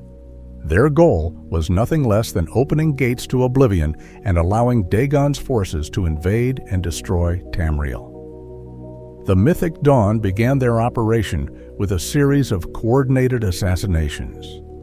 Using Mehrunes' razor, a Daedric artifact of terrible power, they killed Emperor Uriel Septim VII and all of his known heirs. Without a septim on the throne, the mystical barriers that kept the barriers between Mundus and Oblivion secure weakened. Oblivion gates began opening across Tamriel, and Daedra poured through to slaughter and destroy everything in their path. The crisis was eventually ended by the last septim heir, Martin, who sacrificed himself to permanently seal the barriers and save Tamriel. But the damage was done, the Septim Dynasty ended, the Empire weakened, and the Mythic Dawn, their grand plan thwarted, were hunted down relentlessly. Groups of vigilantes and official forces alike sought out every cult member they could find, executing them and destroying any artifacts or documents related to the cult. Being identified as Mythic Dawn meant death. Silas Vesuvius's ancestor was one of those cultists, a devoted servant of Mehrunes Dagon, who participated in the plot that killed the emperor. When the cult was hunted, the Vesuvius family fled, hiding their heritage and starting new lives far from the centers of imperial power. They moved to Skyrim, specifically to Dawnstar, where the cold and isolation provided protection from those who might seek vengeance. For generations, the Vesuvius family kept their secret, living quietly in Dawnstar, pretending to be ordinary citizens with no connection to the cult that had terrorized Tamriel. They prospered, becoming one of the oldest imperial families in the city. But they never forgot their true heritage, passing down stories and artifacts through the family line, maintaining their connection to the Mythic Dawn even as the rest of the world tried to forget the cult had ever existed. Silas represents a new generation's perspective on this dark heritage. Rather than hiding from his family's past, he's chosen to embrace it, to display it publicly, to force Dawnstar and the world to acknowledge that the Mythic Dawn was real and significant. His motivations are complex, part pride in his ancestry, part genuine scholarly interest in historical preservation, part perhaps a lingering sympathy for the cult's apocalyptic goals. The museum itself occupies half of Silas's home. 4 display cabinets line the walls, each containing Mythic Dawn artifacts carefully preserved and labeled. The first cabinet holds the cult's ceremonial outfit, Mythic Dawn robes, gloves, and boots in their distinctive red and brown colors. One set is hooded, the other not, representing different ranks or roles within the cult hierarchy. These garments, which once clothed those who worshiped destruction incarnate, now sit behind glass like any other historical costume. The second cabinet contains what Silas calls a tattered page from the Mysterium Xarxes, the sacred text of the Mythic Dawn. The Mysterium Xarxes was Mehrunes Dagon's gift to the cult, written in the Daedric Prince's own hand, containing knowledge and power that should never have been accessible to mortals. The book itself was destroyed at the end of the Oblivion Crisis, but this single page survived, passed down through the Vesuvius family. The text on the page is in Daedric script, incomprehensible to most, but radiating a subtle wrongness that makes viewers uncomfortable. The third cabinet holds all 4 volumes of the Mythic Dawn commentaries, written by Mankar Cameron, the cult's leader. These books, ostensibly philosophical treatises about the nature of reality and Mehrunes Dagon's role in it, actually served as recruitment tools and instruction manuals for the cult. Reading them in sequence in the proper frame of mind, could lead one down the path to cult membership. Silas has them displayed openly, available for anyone to examine, seemingly unconcerned about the dangerous ideas they contain. The fourth and final cabinet, at least initially, holds only an empty scabbard, the sheath for Mehrunes' razor, the dagger that killed an emperor and ended a dynasty. The blade itself is missing, broken into pieces and scattered across Skyrim after the Oblivion Crisis ended. It's this missing dagger that forms the centerpiece of Silas's ultimate plan. The museum's opening doesn't go unopposed. Medina, the court wizard serving Jarl Skald, confronts Silas publicly, arguing that his ancestors wouldn't want this dark history displayed, that the past should remain buried. She sees the museum as dangerous, a potential rallying point for those who might still harbor sympathy for the Mythic Dawn's goals, or for Daedric worship more generally. Her concerns aren't entirely unfounded. The Creation Club content later reveals that elements of the Mythic Dawn did survive and continue to operate in secret. But Silas is undeterred. He sees the museum as his family's legacy, a way to ensure that their role in history, however dark, isn't forgotten.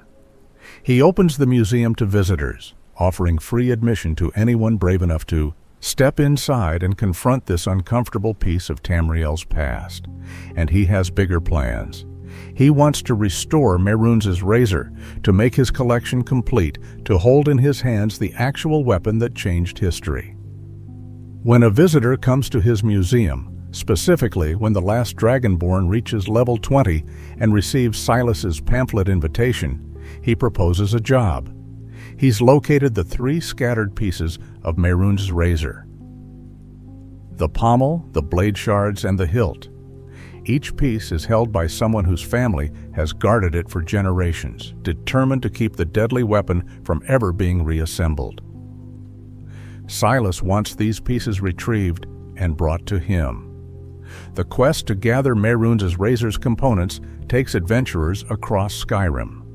The pommel rests atop Dead Crone Rock, a towering peak southwest of Markarth, guarded by hag-ravens who use it in their dark rituals. The blade shards are held at Cracked Tusk Keep, a fortified position west of Falkreath occupied by bandits who may not even understand what they possess. The hilt is in Morthal, locked away in the house of a man named Jorgen, whose family has spent 8 generations hiding it from the world. Retrieving each piece requires combat, persuasion, or stealth.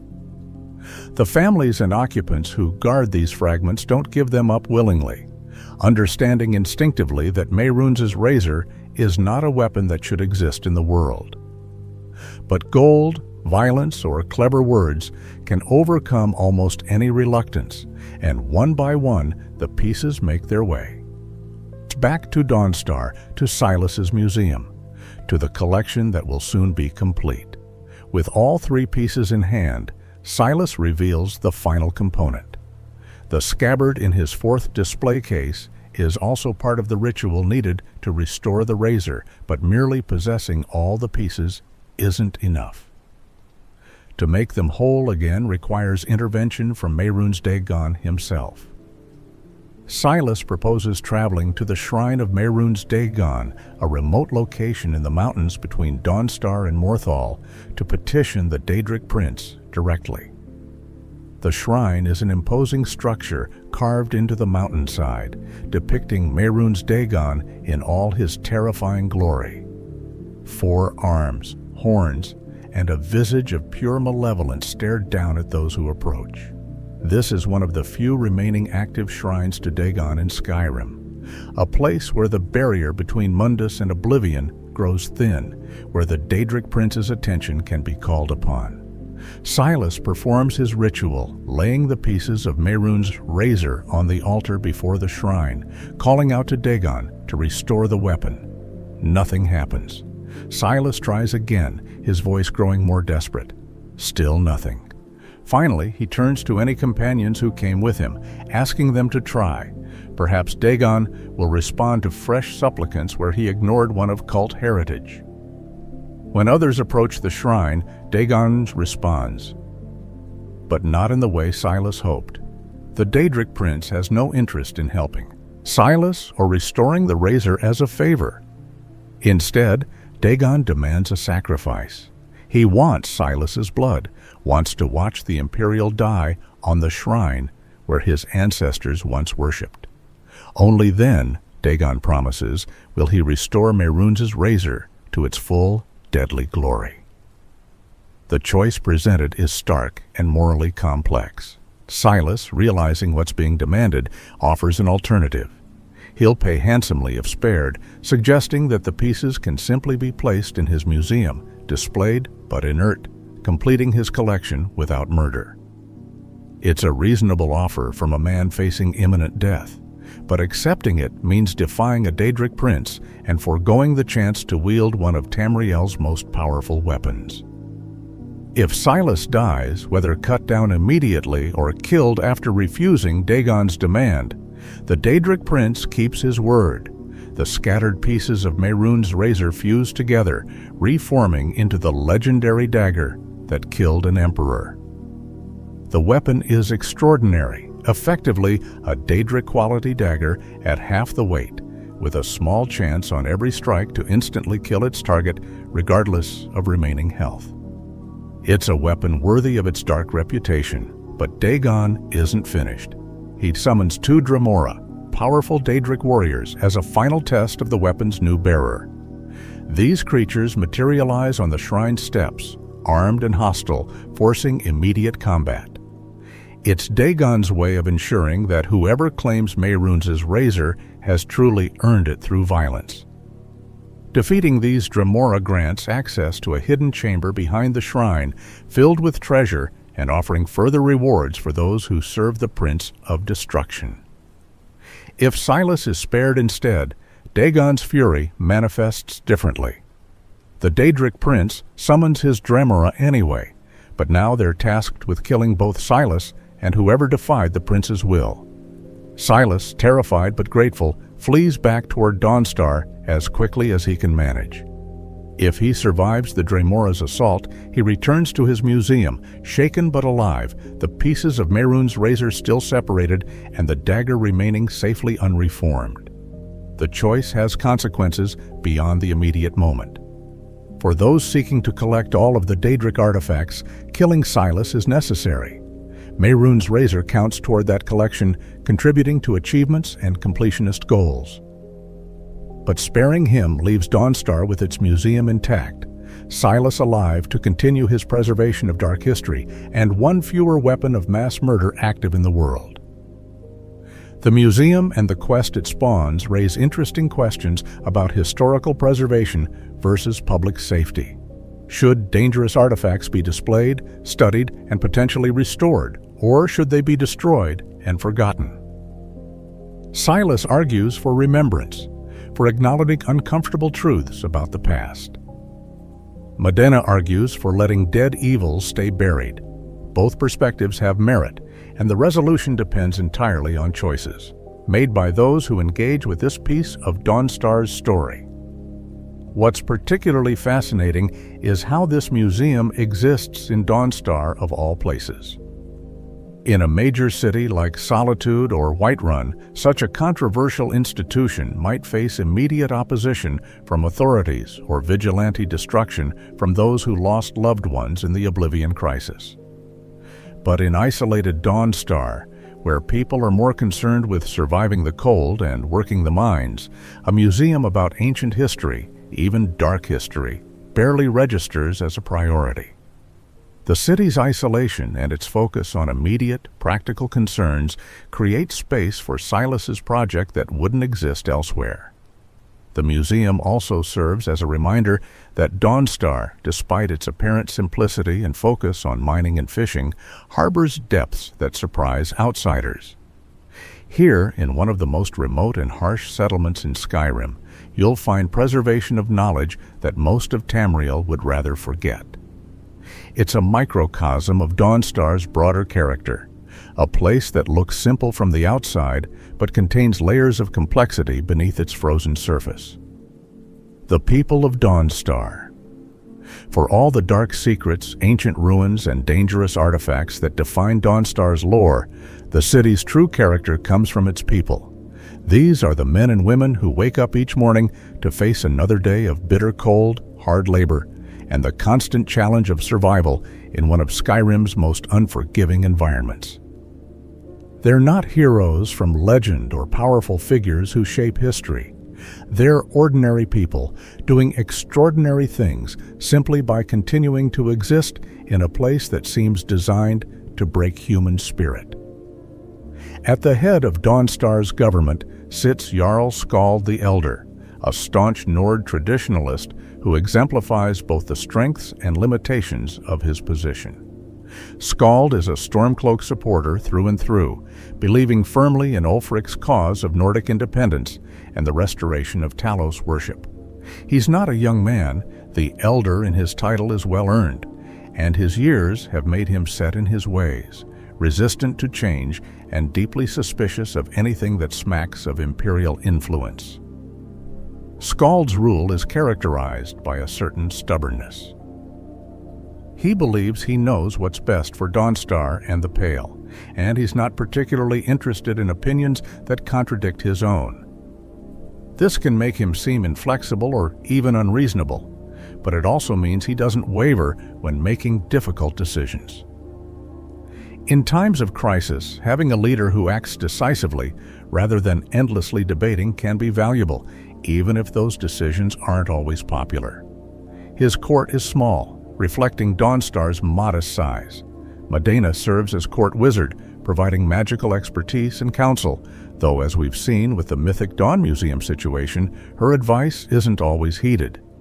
Jod acts as housecarl, responsible for the Jarl's personal security and serving as a military advisor. Vaermina, Marilis, a supporter of the imperial cause, waits in the wings, hoping that if the Empire wins the civil war, she'll be installed as Jarl in Skald's place.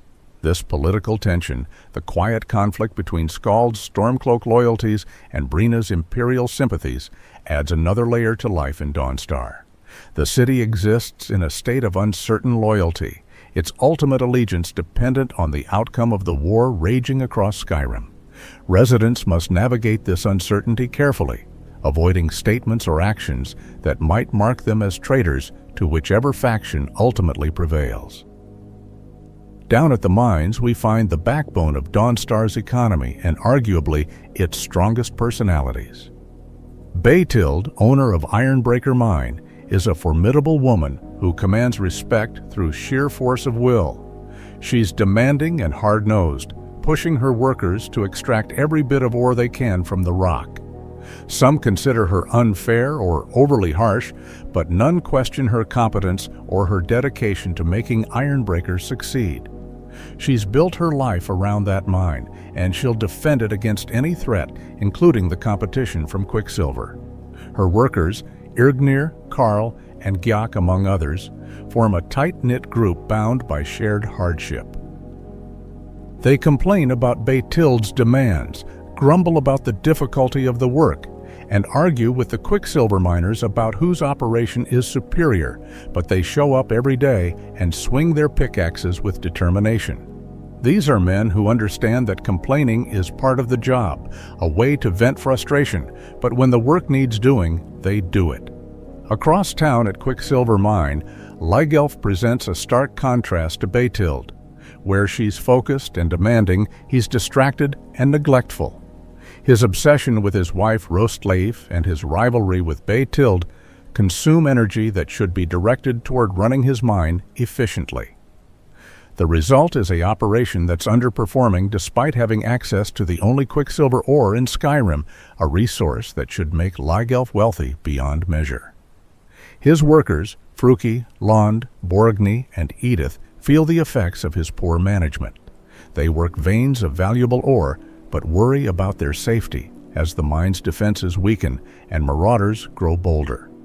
Some consider quitting, seeking work elsewhere, despite the difficulty of finding employment in the Pale. Their loyalty to Quicksilver Mine is tested daily by Lygelf's failures as an owner. At the Windpeak Inn, Thoring serves as Dawnstar's de facto social coordinator and information hub. Innkeepers throughout Skyrim play this role, but it's particularly important in small, isolated communities like Dawnstar. Thoring knows everyone's business, hears all the gossip, and serves as an unofficial mediator when conflicts arise. His inn provides the only real gathering space in Dawnstar where people can relax, warm themselves by the fire, share a meal and a drink, and temporarily forget about the cold. Waiting outside. Karita, the bard who performs at Windpeak Inn, brings what little culture and entertainment exists in Dawnstar. Her songs provide a connection to the wider world, tales of heroes and adventures that seem impossibly distant from this frozen corner of Skyrim. She's not a great bard by Solitude's standards, but in Dawnstar, her performances are treasured, offering brief escapes from the daily grind of survival. Frida runs the Mortar and Pestle, Dawnstar's alchemy shop, providing essential services to the community. In a place where mining accidents, frost exposure, and disease are constant threats. Having access to healing potions and remedies can mean the difference between life and death. Frida's knowledge of alchemy extends beyond simple healing.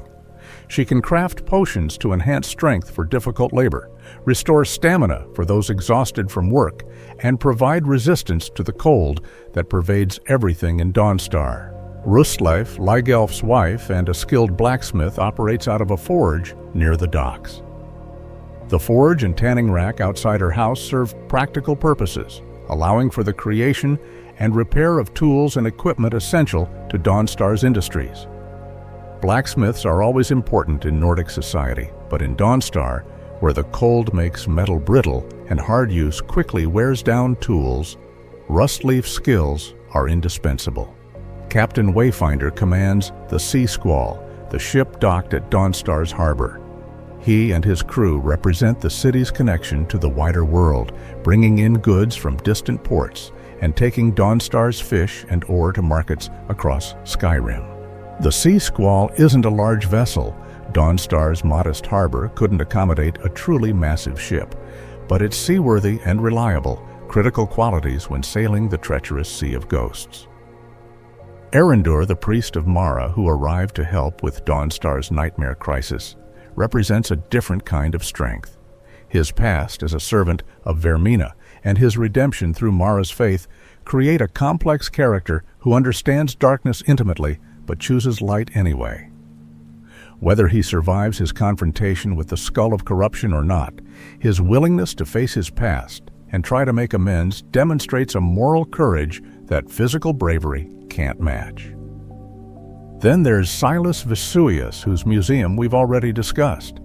He's an outsider in his own home, an imperial in a Nord-dominated city, a man proud of ancestry that most find shameful. His presence in Dawnstar speaks to the city's tolerance, or perhaps indifference.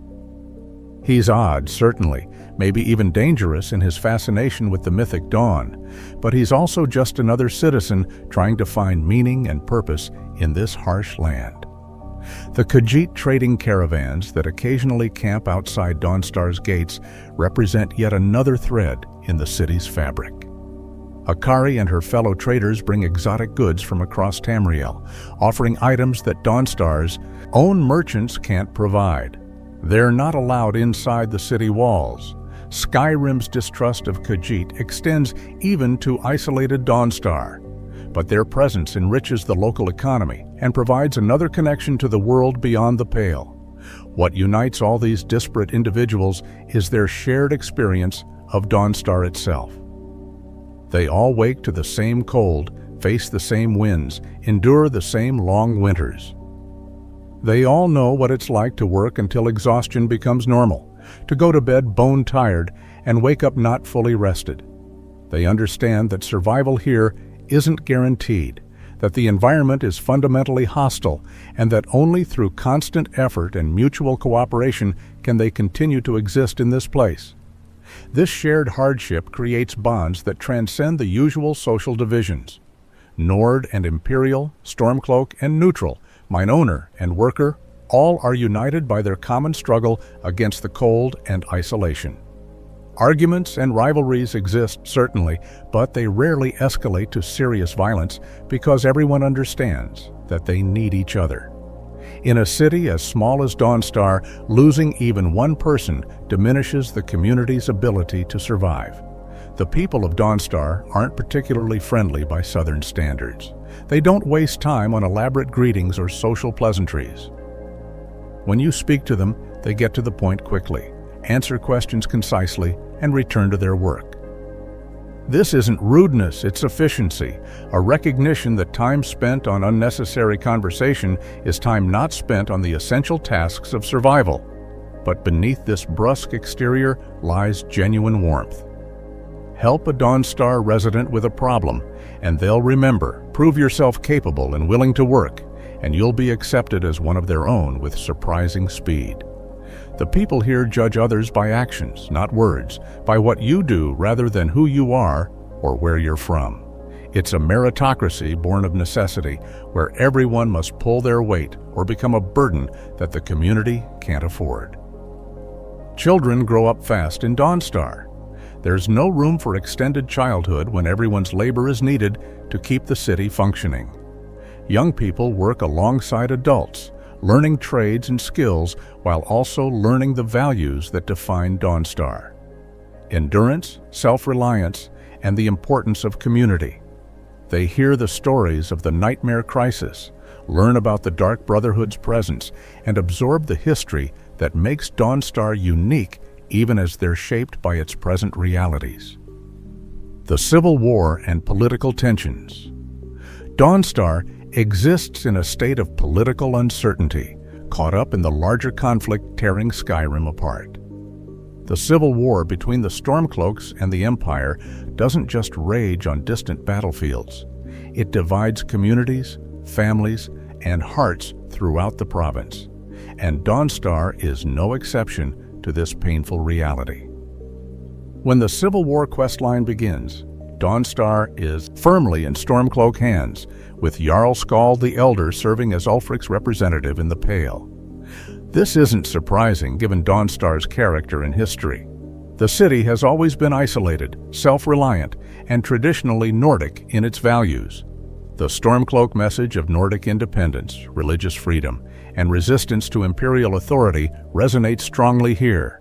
The issue of Talos worship is particularly significant.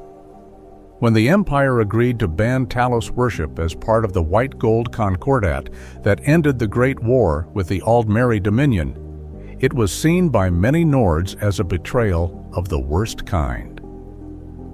Talos, Tiber Septim in his mortal life, was the first emperor, the man who united all of Tamriel under one rule. He was a Nord, born in Skyrim, who achieved godhood through his deeds.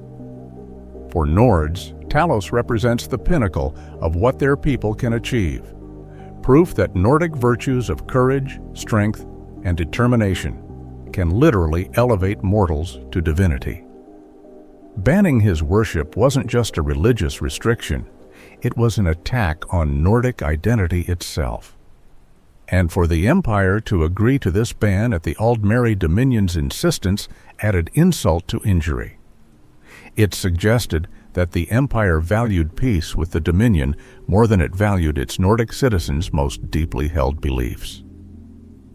In places like Dawnstar, far from imperial centers of power and deeply connected to traditional Nordic culture, this betrayal cut especially deep. Skald's support for the Stormcloaks is thus both personal conviction and political necessity. His people expect him to stand with Ulfric, to defend the right to worship Talos, to resist what they see as imperial overreach and cultural imperialism.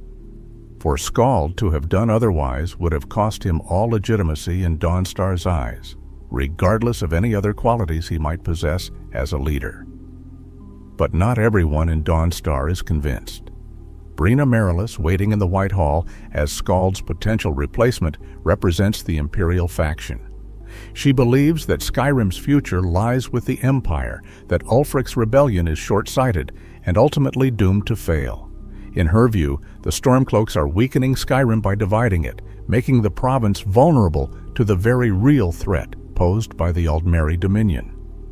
Brina's arguments have merit.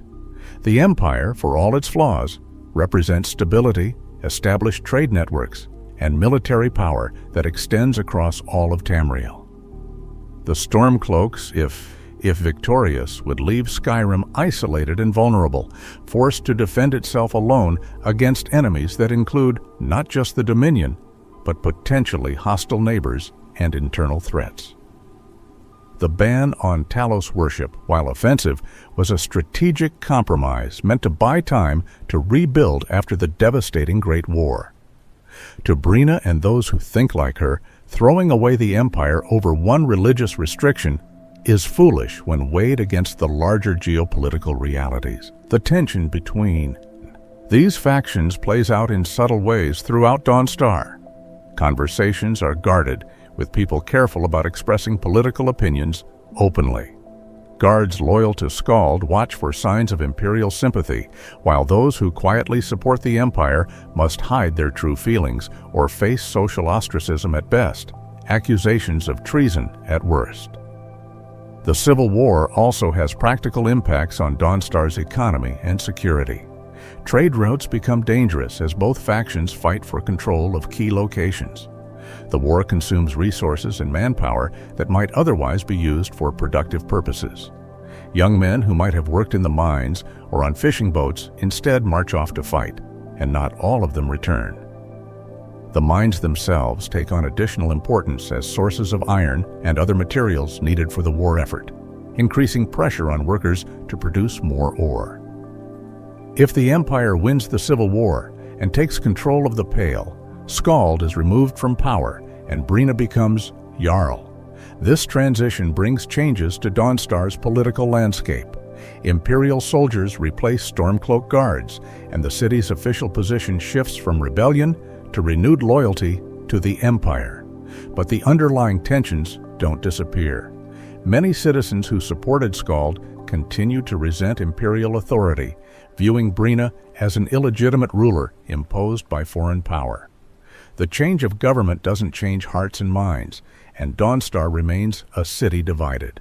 Conversely, if the Stormcloaks achieve victory, Dawnstar remains under Skald's rule, vindicated in his rebellion, but even victory brings questions about the future. An independent Skyrim faces challenges that were formerly the Empire's responsibility. How will Skyrim defend its borders? Maintain trade? Deal with the Aldmeri Dominion's inevitable response to having a hostile, independent nation on its northern border?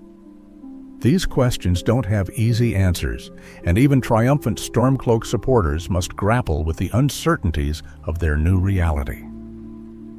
The irony of Dawnstar's position in the Civil War isn't lost on those familiar with the city's history. If Danstrar and Dawnstar are indeed the same place, then this city has a long tradition of resisting Imperial authority dating back to Tiber Septim's conquest.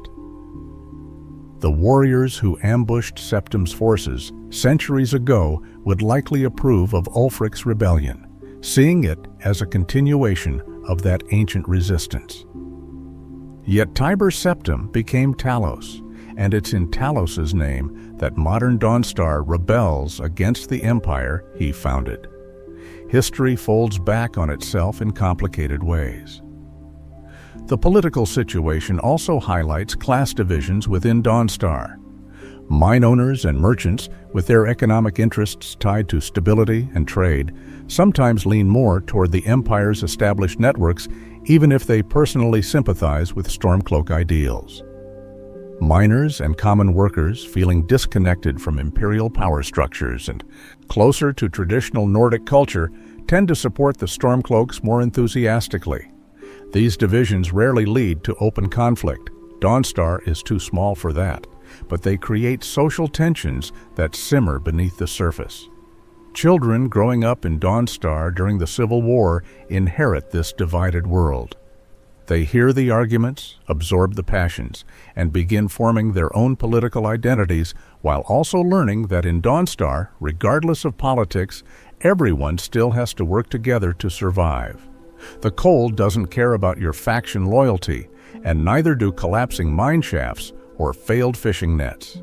This creates a generation that's politically aware but also pragmatic, understanding that ideological purity must sometimes yield to practical necessity. The war also brings home the reality that Dawnstar, for all its isolation, cannot escape the broader currents of history. Events in Solitude and Windhelm, decisions made by Ulfric Stormcloak and General Tullius, battles fought in Whiterun and the Rift, all of these shape Dawnstar's fate, despite the city's distance from the war's major theaters. In a way, this reinforces something the people of Dawnstar have always known, that they're part of something larger than themselves, connected to forces they can't fully control, and that survival requires adapting to circumstances beyond their making. Daily life in the frozen north. To truly understand Dawnstar, we must look beyond its dark secrets and political tensions to the rhythms of daily life that define existence here. What does a typical day look like for the average Dawnstar resident? How do people structure their lives in a place where the environment is fundamentally hostile to human comfort? Dawn in Dawnstar comes late and reluctant during winter months, and even in summer, the sun never climbs as high here as it does in southern Skyrim. The day begins in darkness for most workers who rise before the sun to prepare for their shifts. In the small houses scattered throughout the city, people wake to rooms that cooled overnight despite fires in the hearths. The first task of each day is rekindling those fires, coaxing warmth back into spaces that the cold invaded during the night. Breakfast is a simple affair. Bread, perhaps some dried fish, occasionally eggs when available, hot tea or weak ale to ward off the chill. Food in Dawnstar is functional rather than fancy. People eat to fuel their bodies for the hard work ahead, not for pleasure or social ritual. The merchants, who bring exotic ingredients from warmer climates, command premium prices, and most residents can't afford such luxuries regularly. Miners head to their respective operations, Ironbreaker or Quicksilver. As soon as there's enough light to see the path safely, the walk from home to mine is short but exposed, and on bad weather days it can be genuinely dangerous.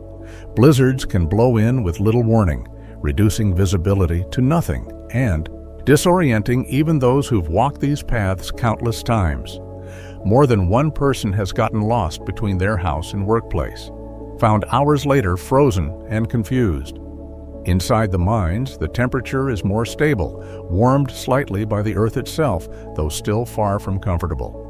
Miners light torches and oil lamps, check their tools, and descend into the passages where they'll spend the next several hours swinging pickaxes and hauling ore.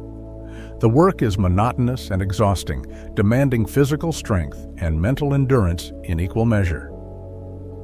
Above ground, fishermen prepare their boats and gear if the weather permits sea travel. The Sea of Ghosts is treacherous even in the best conditions, and on many days it's simply too dangerous to venture out. Waves crash against the rocky shore with enough force to smash boats and drown crews, and fog can descend without warning, leaving vessels lost and disoriented, far from safe harbor. Fishermen develop an almost supernatural sense for reading weather and sea conditions, knowing instinctively when it's safe to fish and when only fools would leave the dock. When conditions allow fishing, the rewards can be substantial. The cold northern waters teem with fish, and Dawnstar's proximity to prime fishing grounds gives it advantages over many other coastal settlements. The catch, primarily salmon, along with various other species, feeds Dawnstar's population and provides surplus for export, bringing coin into the city's economy. Merchants and shopkeepers tend to their businesses, though trade in Dawnstar is never brisk by big city standards. People here buy what they need when they need it, with little room in their budgets for non-essentials. Frida keeps her alchemy shop stocked with healing potions and cold resistance drafts, knowing these are the items most in demand. Rosleif repairs tools and fashions new equipment, her forge one of the few sources of reliable warmth in the city. Midday brings a brief respite from labor. Miners emerge from the darkness underground to eat lunch by the smelters, their faces and hands blackened with rock dust. Fishermen, if they've gone out, return with their morning catch to be cleaned, salted, and prepared for storage or sale. People gather briefly at the Wind Peak Inn or simply stand in sheltered spots, sharing news and gossip before returning to work. The afternoon shift continues the morning's labor. For miners, the work is identical to what came before. Swing the pickaxe, load the ore, haul it to the surface, repeat. Time underground loses its usual markers. Without the sun to track progress toward evening, miners must rely on internal timekeeping and shift schedules to know when the day's work is done. Some mine longer hours, driven by need for extra coin or pressure from mine owners to increase production. Others do exactly the minimum required and not a moment more, conserving energy for tomorrow's identical labor.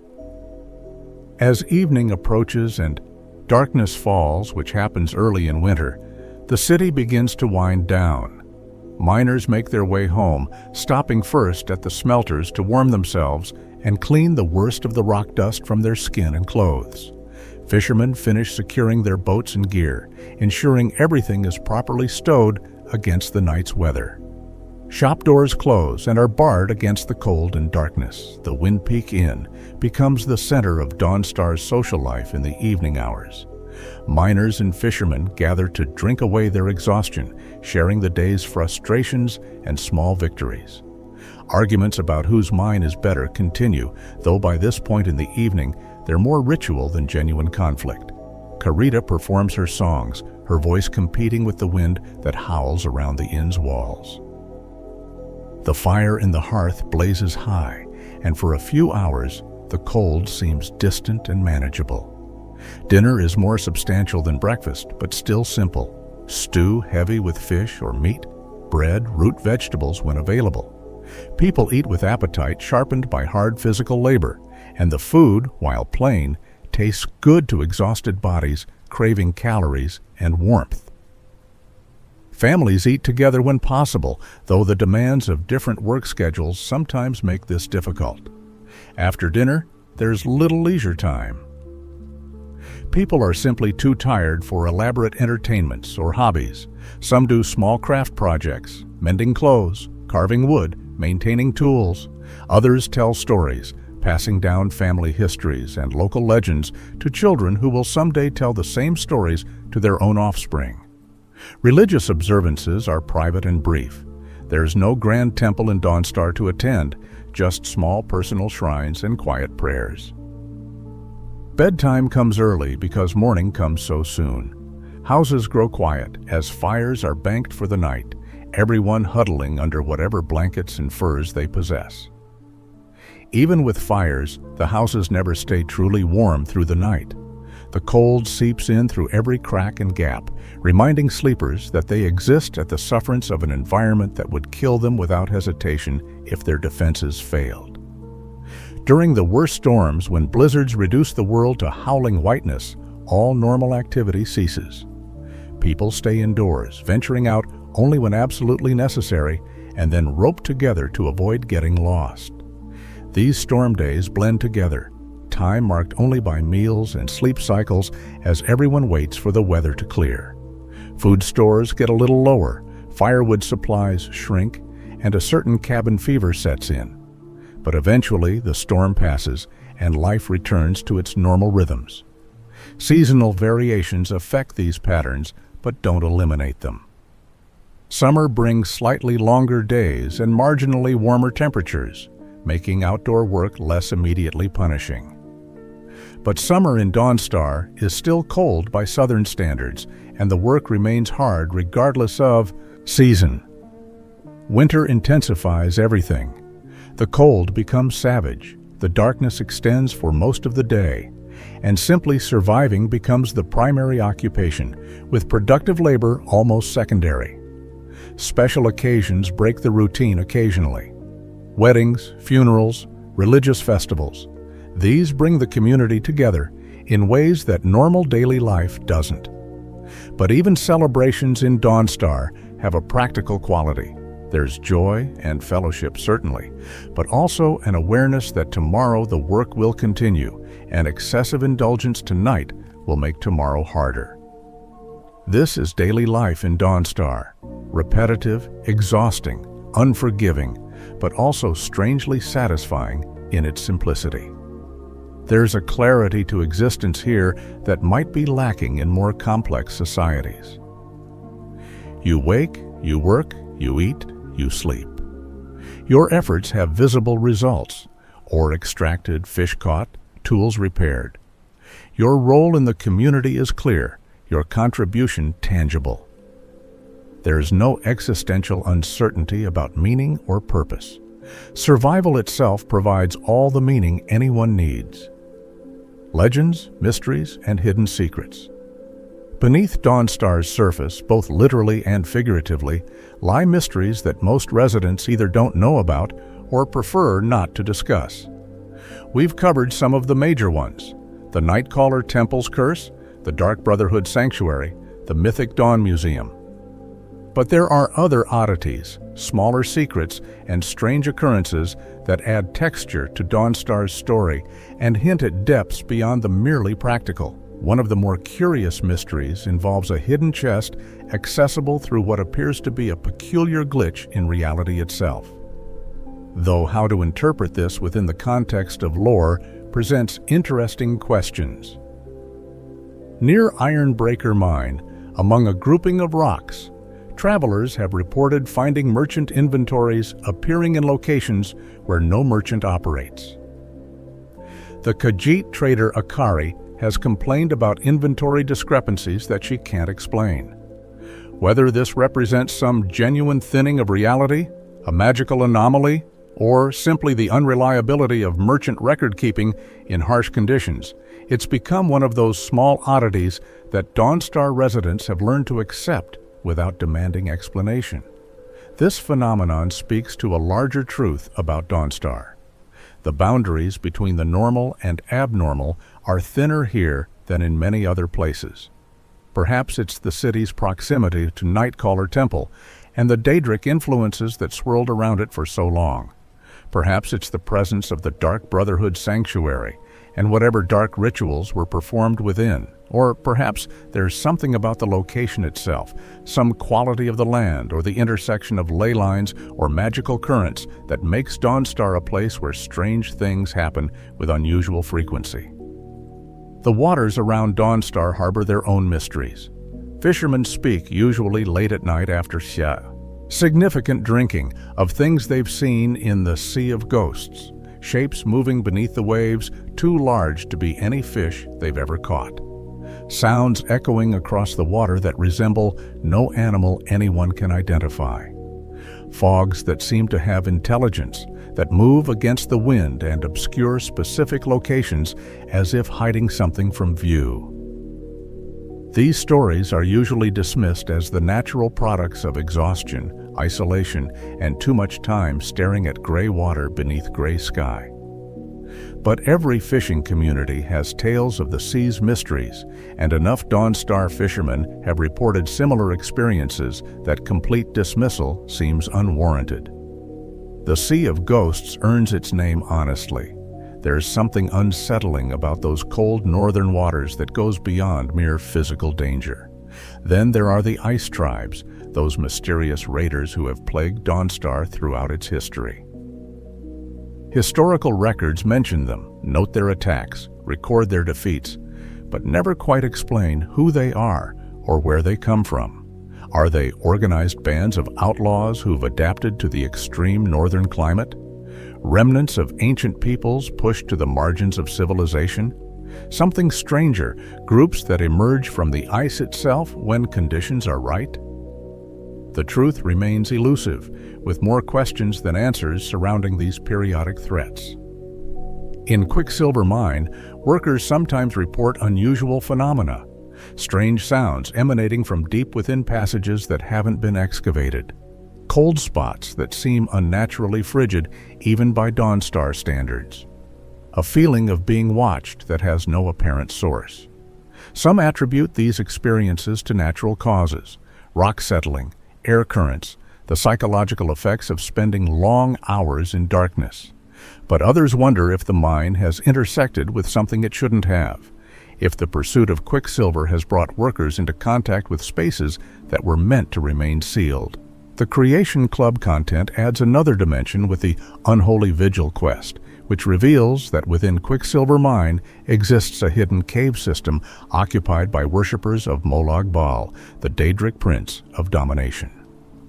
According to this content, these cultists perform dark rituals right beneath Dawnstar, their presence completely unknown to the city above, until circumstances brought their activities to light.